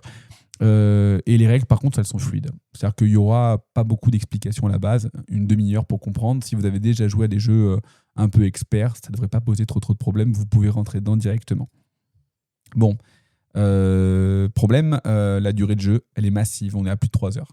Ah ouais. C'est-à-dire qu'Ark Nova n'a qu'à bien se tenir. Ouais, parce que c'est vrai qu'Ark Nova, c'est Et bien. il y a beaucoup de retours d'expérience d'influenceurs qui disent que il y a un moment où on patauge dans la semoule, quoi. C'est-à-dire que c'est 3 heures, mais parfois ça peut être 3 heures où il ne se passe pas grand-chose, et c'est ça qui était un petit peu reproché. Il n'y a pas de négociation libre aussi autour de la table. C'est-à-dire qu'en gros, on ne va pas pouvoir vraiment bluffer comme tu le disais. On est contraint par notre deck, donc du coup on ne peut pas aller bluffer sur quelque chose qu'on ne peut pas faire. C'est impossible en fait. Et c'est ce qui était un petit peu reproché aussi par certains influenceurs qui auraient aimé un petit peu plus de liberté pour échanger des ressources, pour échanger des alliances, enfin faire des alliances, ce genre de choses. Et puis du coup, le jeu est lent à cause de la phase de recherche, c'est-à-dire cette phase où on achète des nouvelles cartes, où là, chaque joueur doit lire les nouvelles cartes, doit regarder les nouvelles cartes, et on n'a pas possibilité d'anticiper parce que quand on fait les actions, il y a déjà beaucoup de choses à voir, et donc du coup, aller regarder sur la rivière disponible, ça devient compliqué. Mais ça reste quand même comme un tableur géopolitique magnifiquement conçu. Ça, c'est une phrase de Gusenko que je reprends et qui ravira surtout les amateurs de gros jeux de stratégie. On peut y aller, on peut essayer d'aller le tester. Peut-être sera-t-il présent à Paris et Ludique, pour ceux qui veulent aller à Paris et Ludique, qui aura lieu à la fin du mois de juin. Mais en tout cas, ça peut valoir le coup parce qu'il a l'air très profond et en tout cas très très bien produit. Merci Baptiste du coup pour New Order. Tu veux World Order, pardon. Tu veux également nous parler d'un autre jeu. Alors moi je voulais vous parler d'un jeu en fait, certes qui est sorti il y a un moment, mais qui a le mérite d'initier nos jeux préférés à nos gosses, car on vieillit petit à petit et chacun d'entre nous a enfanté et veut absolument transmettre le virus de la ludophilie. Alors pour ma part, avec mon gosse, je joue déjà à pas mal de jeux comme King Domino, Viva Katrina, Darwin, Seven Wonders, Clan Cluer. Mais j'avoue être vraiment impatient qu'il ait l'âge pour pouvoir lui sortir des expéditions, Terraforming Mars, Tapestry, Ark Nova. Là, c'est autre chose. Hein. Et pour m'aider à patienter, Stone Meyer Games, boîte de production américaine que je ne vous présente plus, c'est Scythe, Expédition, toutes les versions de Wingspan, Viticulture, Tapestry, a décidé de produire et de distribuer une version alternative à partir de 8 ans, une adaptation familiale du célèbre jeu expert Scythe. Donc, My Little Scythe, ou Ma Petite Faux dans la langue de Gilles Lelouch, enfin Jean Moulin, a été conçu initialement par un père, Obi Chou, et sa fille, Vienna Chou, pour rendre le jeu originel accessible aux enfants. Est-ce qu'on peut dire qu'il est chou ? Il est chou ce jeu, il est trop cute. Il a été édité donc du coup pour devenir vraiment une référence du jeu initié pour les plus jeunes, et on doit justement les illustrations trop mimi, trop top cute à Cathy Kaou. C'est donc un père qui a essayé d'adapter pour sa fille le jeu Scythe et qui du coup s'est dit on va en faire une vraie version qu'on va pouvoir distribuer, et il l'a présenté à Jamie Stegmaier qui est le créateur de Scythe, qui a dit banco, Bingpot, comme dans une célèbre série qu'on aime beaucoup, on va en faire un vrai jeu. Alors on nous transporte dans le royaume de Pomme, où les joueurs dirigent des duos d'animaux qu'on appelle les furteurs, participant à un grand tournoi de la moisson. La partie est une course. Le premier joueur à obtenir 4 trophées parmi les 8 catégories possibles remporte immédiatement la victoire. Donc on retrouve là la même mécanique de la course à l'objectif présente dans Scythe et pas mal de possibilités de stratégie. Et attention, ne croyez pas que ces objectifs sont faciles à atteindre. Le jeu nous respecte et respecte les enfants avec une difficulté soutenue qui les oblige à faire des choix et à se creuser un minimum les méninges au moment de planifier les tours. Comme dans le jeu de base, à son tour, on déplace pendant un petit marqueur sur un plateau action. On va pouvoir se déplacer pour voyager ou transporter des ressources. On va pouvoir rechercher, c'est-à-dire qu'on lance des dés pour faire popper des ressources un peu partout sur le plateau et donc se déplacer pour aller les chercher. Et on va aussi pouvoir fabriquer, c'est-à-dire utiliser ces ressources pour récupérer des sorts, des améliorations, des tartes. Ici aussi, les experts reconnaîtront le site originel avec son plateau d'action. Évidemment, il est simplifié dans cette version, mais il conserve la volonté du dilemme permanent et du blocage dû à l'impossibilité de faire 2 actions de suite. On n'a pas le droit de refaire la même action. Bien que l'univers soit cute, l'interaction est réelle, les joueurs peuvent se provoquer en combat de tarte, utilisant un système de mise identique à celui de son aîné, où les joueurs combinent une puissance connue de tous et une puissance additionnelle cachée sur leur carte sort que chaque joueur peut se procurer. Extraordinaire intégration du système de guerre de side qui fonctionne très très bien dans la version Little avec, bon, on le comprend, une violence moindre. On ne se balance pas des bombes, bien évidemment, puisqu'on va s'envoyer seulement des tartes à la figure. Le jeu s'adapte aussi à son public, car même en perdant un combat, le joueur retourne à son campement avec des compensations. C'est-à-dire qu'il n'y a pas de frustration pour les petits. On récupère des ressources et on peut continuer. L'expérience, elle n'est pas punitive. Moi, j'ai un petit bémol quand même sur les combats parce qu'il n'y a qu'un seul objectif qui fait le combat. Donc, une fois que vous avez fait un combat et que vous l'avez gagné, vous avez rempli un objectif, il n'y a plus d'intérêt à faire des combats, à part empêcher les autres de gagner des combats, à part empêcher les autres de gagner leur objectif. Je pense que l'idée aussi, c'est de pas que les petits jeunes ne tombent pas dans le cliché du je battais. Oui, alors moi, mon fils, il fait 20 combats par partie. C'est-à-dire qu'il n'a pas compris. Enfin, il a compris. Il m'a dit, je sais, mais il fait quand même 20 combats par partie. Oui, mais ça l'amuse. Il a raison, Arthur. Il a raison. Alors, l'anticipation de la guerre et la dissuasion, c'est aussi limité. C'est-à-dire que dans Scythe et dans My Little Scythe, du coup, vu que vous connaissez la puissance de tout le monde, mais qu'on a des cartes additionnelles qu'on ne connaît pas, on a un petit peu de bluff qui se joue, mais on peut quand même essayer d'évaluer, puisqu'on connaît le maximum de cartes et on connaît le maximum de points possibles, on peut essayer d'évaluer ce qu'il faut comme puissance pour battre l'autre. Selon l'âge, le calcul est plus ou moins évident. Mon gamin, il a 7 ans et honnêtement, des fois, c'est un peu compliqué de lui faire comprendre qu'il n'a pas besoin de mettre toute la puissance qu'il veut pour pouvoir me battre. Donc du coup, c'est vraiment un petit bémol qui est de rien du tout, mais qui m'a interpellé en faisant le jeu. Le point fort, matériel exceptionnel, le jeu brille par sa qualité, les figurines détaillées sont prêtes à être peintes. Oh. On peut les peindre, c'est incroyable. Et elles ont même un code couleur, il y a même une petite notice pour savoir quelle couleur mettre sur les figurines. Ça, je trouve ça trop top. Ce qui me permet de faire un peu d'autopromo, je suis désolé. Ouais, le 23 juin prochain, au Patio à Beauvais, l'association Tabula Ludo s'organise une session peinture. Allez voir sur les réseaux, ça peut vous intéresser pour peindre vos figurines de My Little Scythe. Et donc amener vos enfants de 8-10 ans pour le faire. Absolument. Alors c'est une passerelle vers des jeux beaucoup plus complexes, et ça c'est top, parce qu'en fait il y a des jeux pour très petits, il y a des jeux pour ados grands, et souvent il manque ce jeu entre on va dire les 8-12 ans pour essayer de leur donner quelque chose d'un peu plus soutenu pour jouer. Et puis surtout le gros point fort, c'est la fluidité et le rythme. Les tours sont rapides, les parties durent entre 45 minutes, 1 heure, pas plus. Au début c'est un petit peu lent à se mettre en place, et dès que les premiers trophées sont obtenus, ça va très très vite. Le point faible par contre, c'est le facteur chance qui manque un petit peu.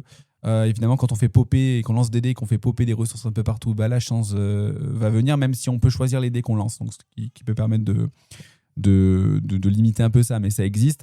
À 5 ou 6 joueurs, tout le monde dit, alors moi j'ai joué qu'à 2 joueurs avec mon fils, mais à 5 ou 6 joueurs, tout le monde dit que c'est le bazar, c'est le chaos, c'est trop compliqué. Et à 2 joueurs, je trouve que moi je pense que la situation idéale c'est 3 ou 4, parce qu'à 2 joueurs, il manque une 3e personne pour venir un peu embêter. Ouais. C'est tout. Et puis après, c'est le thème qui peut peut-être buter des plus grands. Quand vous avez 12-13 ans, vous commencez à être un ado, vous en avez marre. Le thème cute, des petits animaux de la forêt, c'est peut-être un truc qui vous plaît un peu moins.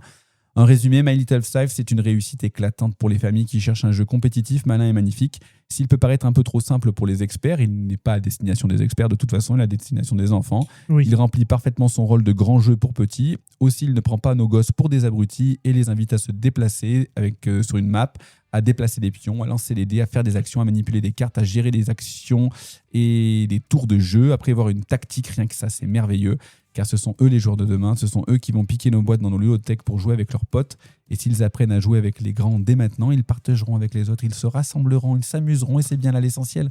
Car n'oubliez pas que le plus important n'est pas le jeu auquel vous jouez, mais les personnes avec qui vous jouez. Merci Baptiste pour la review de ces 2 jeux, World Order et My Little Scythe, qui clairement me donnent franchement envie, et on se retrouve dans quelques instants. C'est l'Entre du Geek sur Happiness.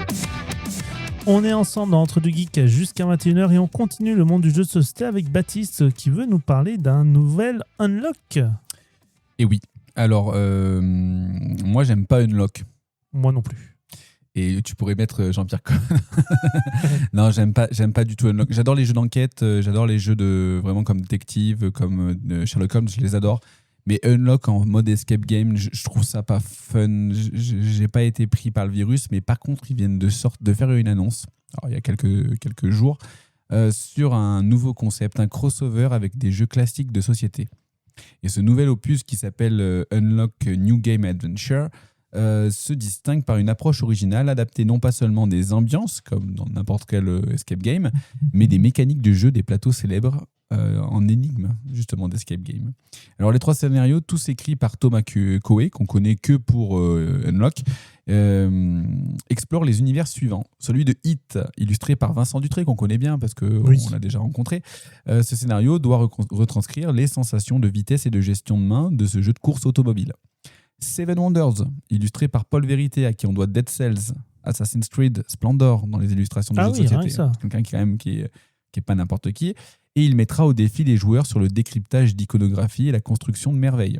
Et enfin, Carcassonne, qu'on ne présente plus, illustré par Cyril Bertin, qui a déjà fait des Unlock et aussi des Backstories, qu'on connaît aussi. Ils sont cool, les Backstories. Et ce scénario se concentrera sur la lecture spatiale et la pose de tuiles. Alors, comment ça va fonctionner ? C'est encore un petit peu flou, parce que le jeu devrait sortir en octobre pour Essen. Comme les autres titres de la gamme, il s'agit d'un jeu coopératif utilisant des cartes et une application gratuite obligatoire pour obtenir des indices. On va donc essayer de transformer la gestion de main de Hit ou la pose de tuiles de Carcassonne en énigme statique. C'est monstrueusement audacieux. Et même moi, quand j'ai lu ça, je me suis dit, mais comment ils vont pouvoir réussir à faire ça ? J'arrive toujours pas à tout comprendre.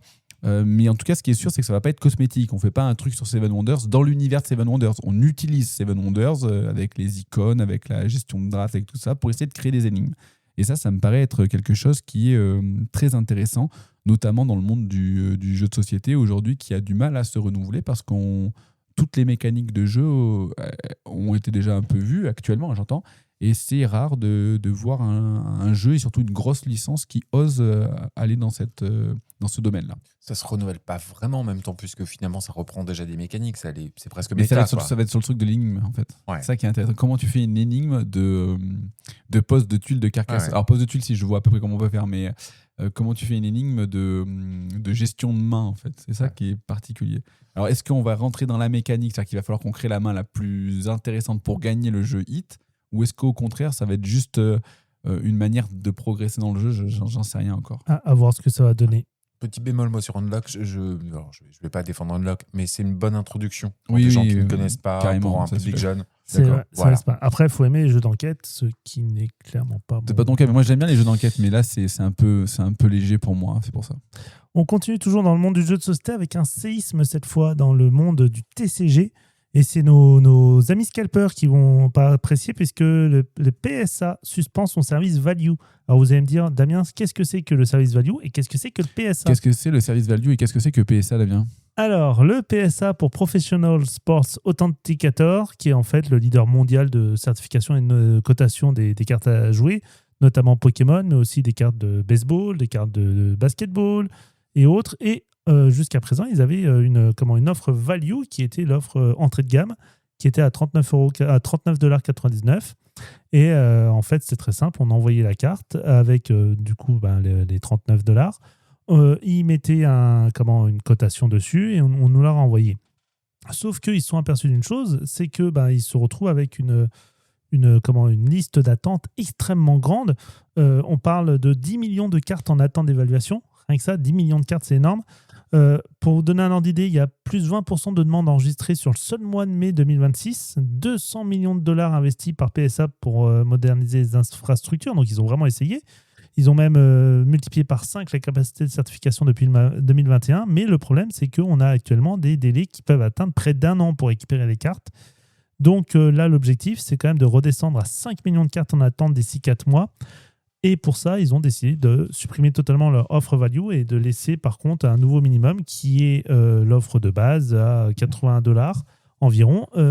Pourquoi, vous allez me dire pourquoi il y a eu autant d'attentes ? C'est très simple. Pourquoi autant d'attentes, Damien ? Les scalpers qui vendent de la carte qui n'a pas vraiment de valeur, mais le fait qu'elle soit cotée, qu'elle soit évaluée, va multiplier parfois par 3, voire par 4 la valeur de la carte. Donc une carte qu'on a à 15 €, qui, elle vaut 15 €, c'est déjà cher pour une carte, j'ai envie de dire, mais il y a des cartes beaucoup plus chères à plusieurs centaines, voire milliers, voire dizaines de milliers d'euros. Là, on va avoir quelqu'un qui va envoyer la carte avec les 40 euros pour essayer de l'avoir x4, x5, voire x3, x4, donc pour pouvoir la revendre après 60 euros. Et c'est le souci. Et ça, c'est fait par des gens qui ne sont pas des fans de TCG, c'est juste des gens qui cherchent à faire de l'argent facilement en utilisant ce système de scalper, d'évaluation, et augmenter virtuellement la valeur d'une carte. Donc c'est un peu le souci qu'il y a. PSA, qui est, comme je disais, le leader mondial, a une liste d'attente tellement grande qu'ils ont dit bon, stop, on va arrêter ça. Et il y a beaucoup de gens qui commencent un peu à faire la tête, notamment les scalpers, mais aussi les fans qui avaient certaines cartes parce que c'était une carte passion, c'était une carte, c'est la première carte que j'ai eue, donc j'ai envie de la faire évaluer même si elle vaut 10 centimes. Maintenant, ça va leur coûter 80 euros au lieu de 40, forcément. Oui, donc ils augmentent le prix. C'est juste ça.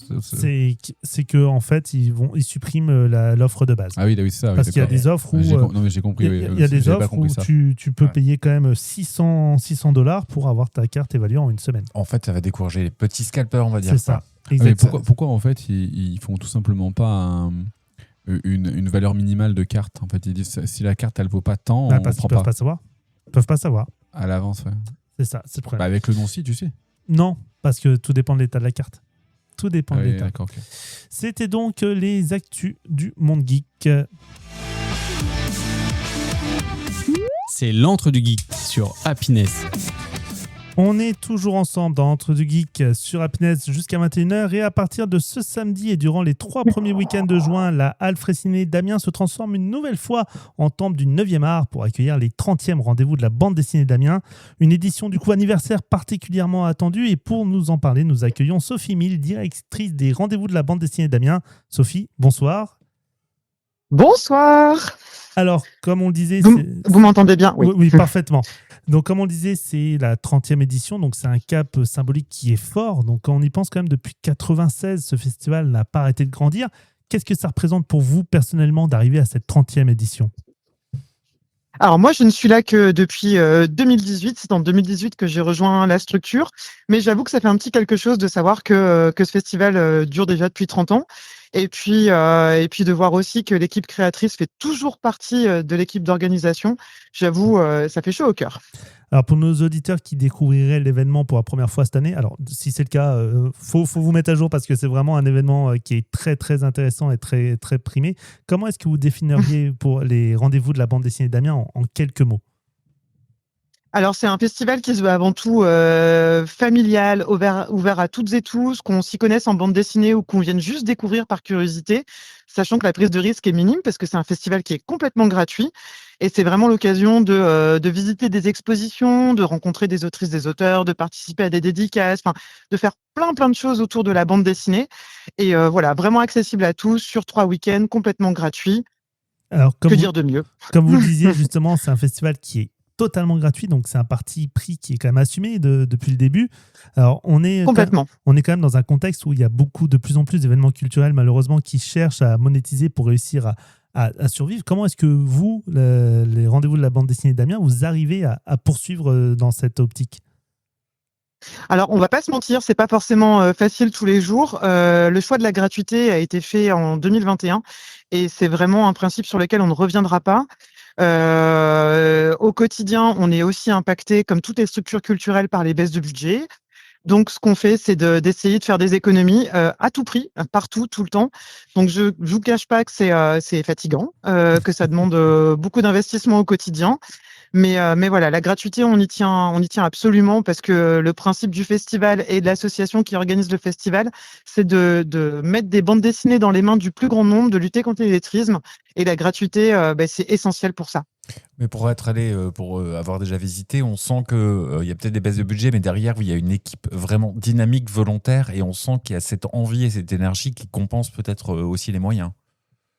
Ah, complètement, c'est vraiment une envie collective avec un surinvestissement, que ce soit des équipes de salariés, des bénévoles, mais aussi des prestataires qui sont là, qui nous accompagnent au quotidien, notamment, je pense à la courte échelle, qui est l'équipe qui met en œuvre toutes nos idées scénographiques, donc vraiment les constructeurs des scénographies des expositions qui sont ultra investis, qui ne comptent pas leurs heures à nos côtés, et sans ça, très clairement, le festival n'existerait pas. Ouais. Et justement, comment se construit cette équipe de bénévoles que vous avez avec vous? Alors, on a un noyau dur de bénévoles qui travaillent à l'année sur le festival, qui fait notamment partie ce qu'on appelle la CAF, la cellule artistique du festival. Donc, c'est une dizaine de bénévoles élus qui sont partie prenante dans la programmation du festival.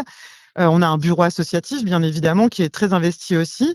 Et puis après, c'est des bénévoles donc qui nous rejoignent à partir de fin avril tous les dimanches pour nous aider à construire le festival.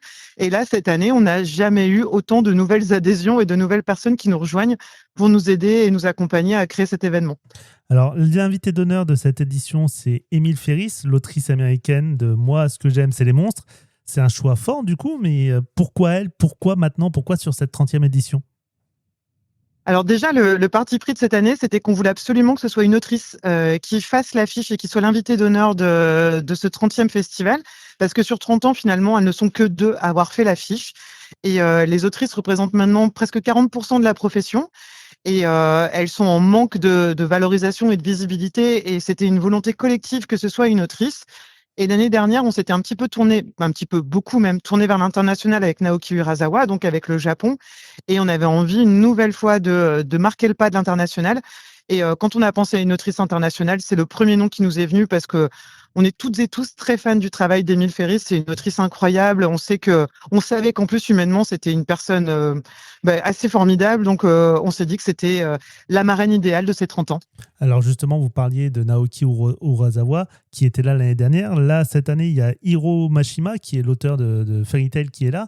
Donc du coup, ce que je comprends bien, c'est que vous ouvrez également au monde du manga. C'est plus uniquement de la bande dessinée franco-belge, on part vraiment sur de l'international.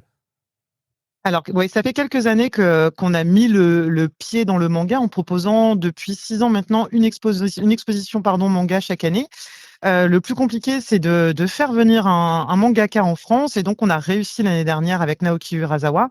Et ça nous a permis de nous ouvrir les portes des éditeurs japonais, en tout cas auprès desquels maintenant on est connu et reconnu. Et c'est ce qui nous a permis d'avoir Hiro Mashima cette année, 4e plus grosse vente de manga en France sur une catégorie shonen en plus, donc avec une nouvelle tranche d'âge qu'on va réussir à toucher. En tout cas, on l'espère. Encore un pari gagné, quoi.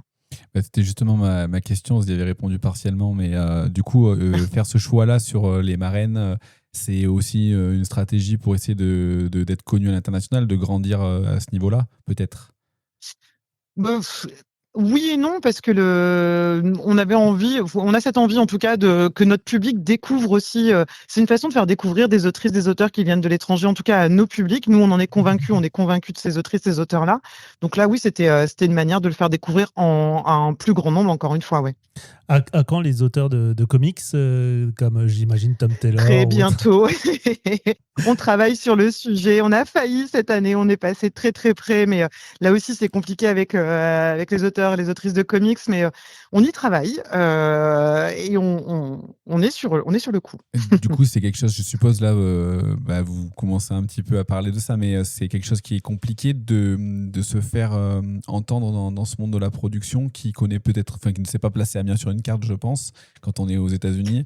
Et est-ce que c'est un combat de tous les jours, ou est-ce qu'au contraire, vous le prenez comme un jeu, et si c'est pas cette année, ça sera l'année d'après, et si c'est pas l'année d'après, ça sera dans 2 ans?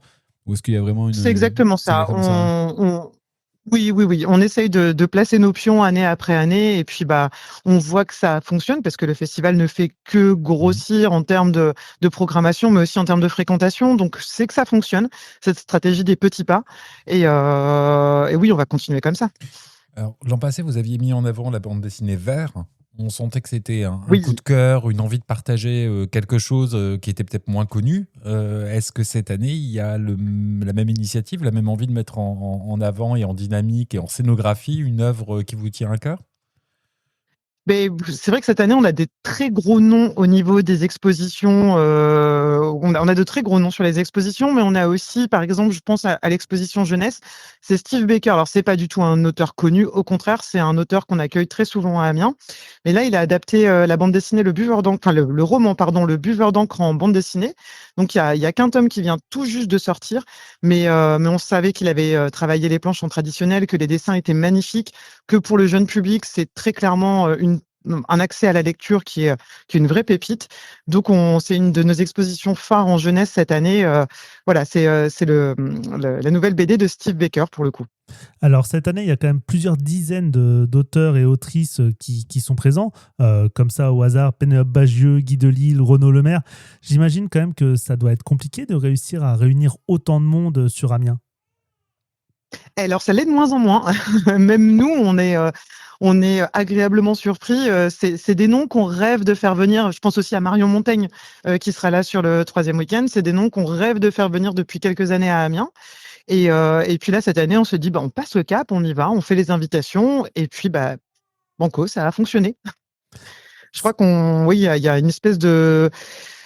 On est dans une poussée un peu positive et on essaie d'en profiter un maximum, ouais. Alors, je me permets aussi de parler un peu de la concurrence. On sait ce qui s'est passé malheureusement avec le Festival d'Angoulême. Est-ce que vous avez senti un impact sur le Festival d'Amiens ? Non, clairement non, parce qu'on n'est pas du tout sur la même période et puis on n'est pas du tout sur la même manière de fonctionner. Angoulême, c'est un festival qui repose principalement sur des éditrices, des éditeurs qui sont invités, qui eux invitent ensuite des autrices, des auteurs. Nous, il n'y a aucun stand d'éditeur sur le festival. On est le seul en France à faire ça, le seul festival qui fonctionne comme ça. Donc du coup, sur des process qui sont complètement différents.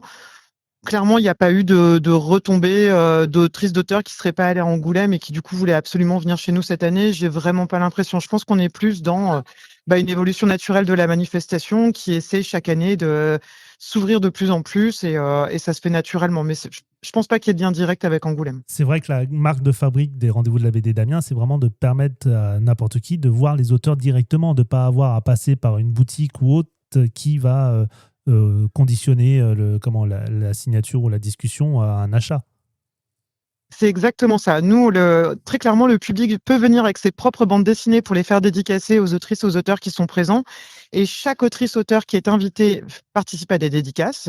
Quoi qu'il arrive, la dédicace est un incontournable, mais on propose aussi systématiquement un autre format de rencontre avec le public, qui lui aussi forcément est entièrement gratuit, que ce soit dans la fabrique, donc c'est une espèce de masterclass, ou dans l'auditorium où on est plutôt sur de la conférence, ou alors sur du dessin live. Il y a vraiment cette proposition double pour chaque autrice-auteur invité d'avoir à la fois la dédicace sans obligation d'achat et un format de rencontre auquel le public peut participer. Vous savez où vous vous placez dans le paysage des festivals de la BD en France en termes de place, de classement, je ne sais pas trop comment le dire, mais si vous êtes bien. Oui, je me doute que vous placez bien, Ouais. mais du coup, depuis Angoulême, est-ce que vous avez une place à prendre comme le nom qui vient en tête tout de suite puisque quand on parle de BD en France... Pour moi, on est dans le... Ouais, je sais pas, il y a une espèce de trio de tête dont on fait partie déjà depuis quelques temps. Et oui, voilà, c'est là qu'on se place. Mais encore une fois, le fait de fonctionner sans stand éditeur avec de l'invitation directe, ça change dans la mesure où on est les seuls à le faire et qu'en plus on est sur 3 week-ends d'ouverture, donc c'est vraiment un temps long. Oui, c'est vraiment un format très particulier et unique, complètement unique à Amiens. Ouais. Alors cette année, c'est la 30e édition des Rendez-vous de la BD d'Amiens, mais c'est aussi les 80 ans de Lucky Luke.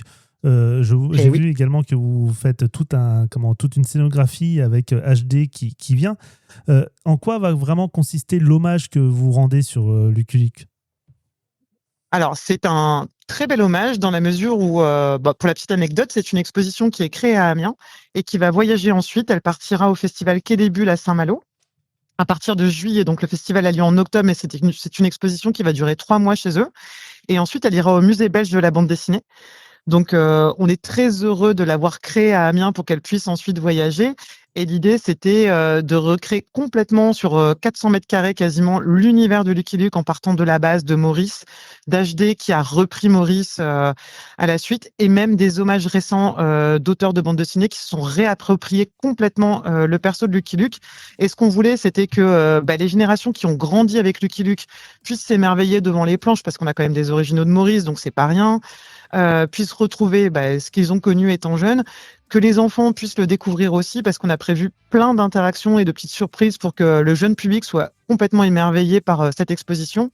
Donc c'est vraiment comme ça qu'on l'a conçu, comme une exposition qui fasse rêver les petits et les grands, et c'est complètement à l'image du festival. Donc on rappelle ce week-end ainsi que le week-end du 13-14 juin et du 20-21 juin au Halles Freycinet, la 30e édition des Rendez-vous de la BD d'Amiens. Merci Sophie d'avoir répondu à nos questions. En attendant, nous, l'Entre du Geek, ça c'est terminé pour cette semaine. On se retrouve la semaine prochaine de 19h à 21h avec plein de choses, et on vous souhaite une bonne semaine, amusez-vous bien. Allez, salut. Tous les mercredis de 19h à 21h, c'est l'Entre du Geek sur Happiness.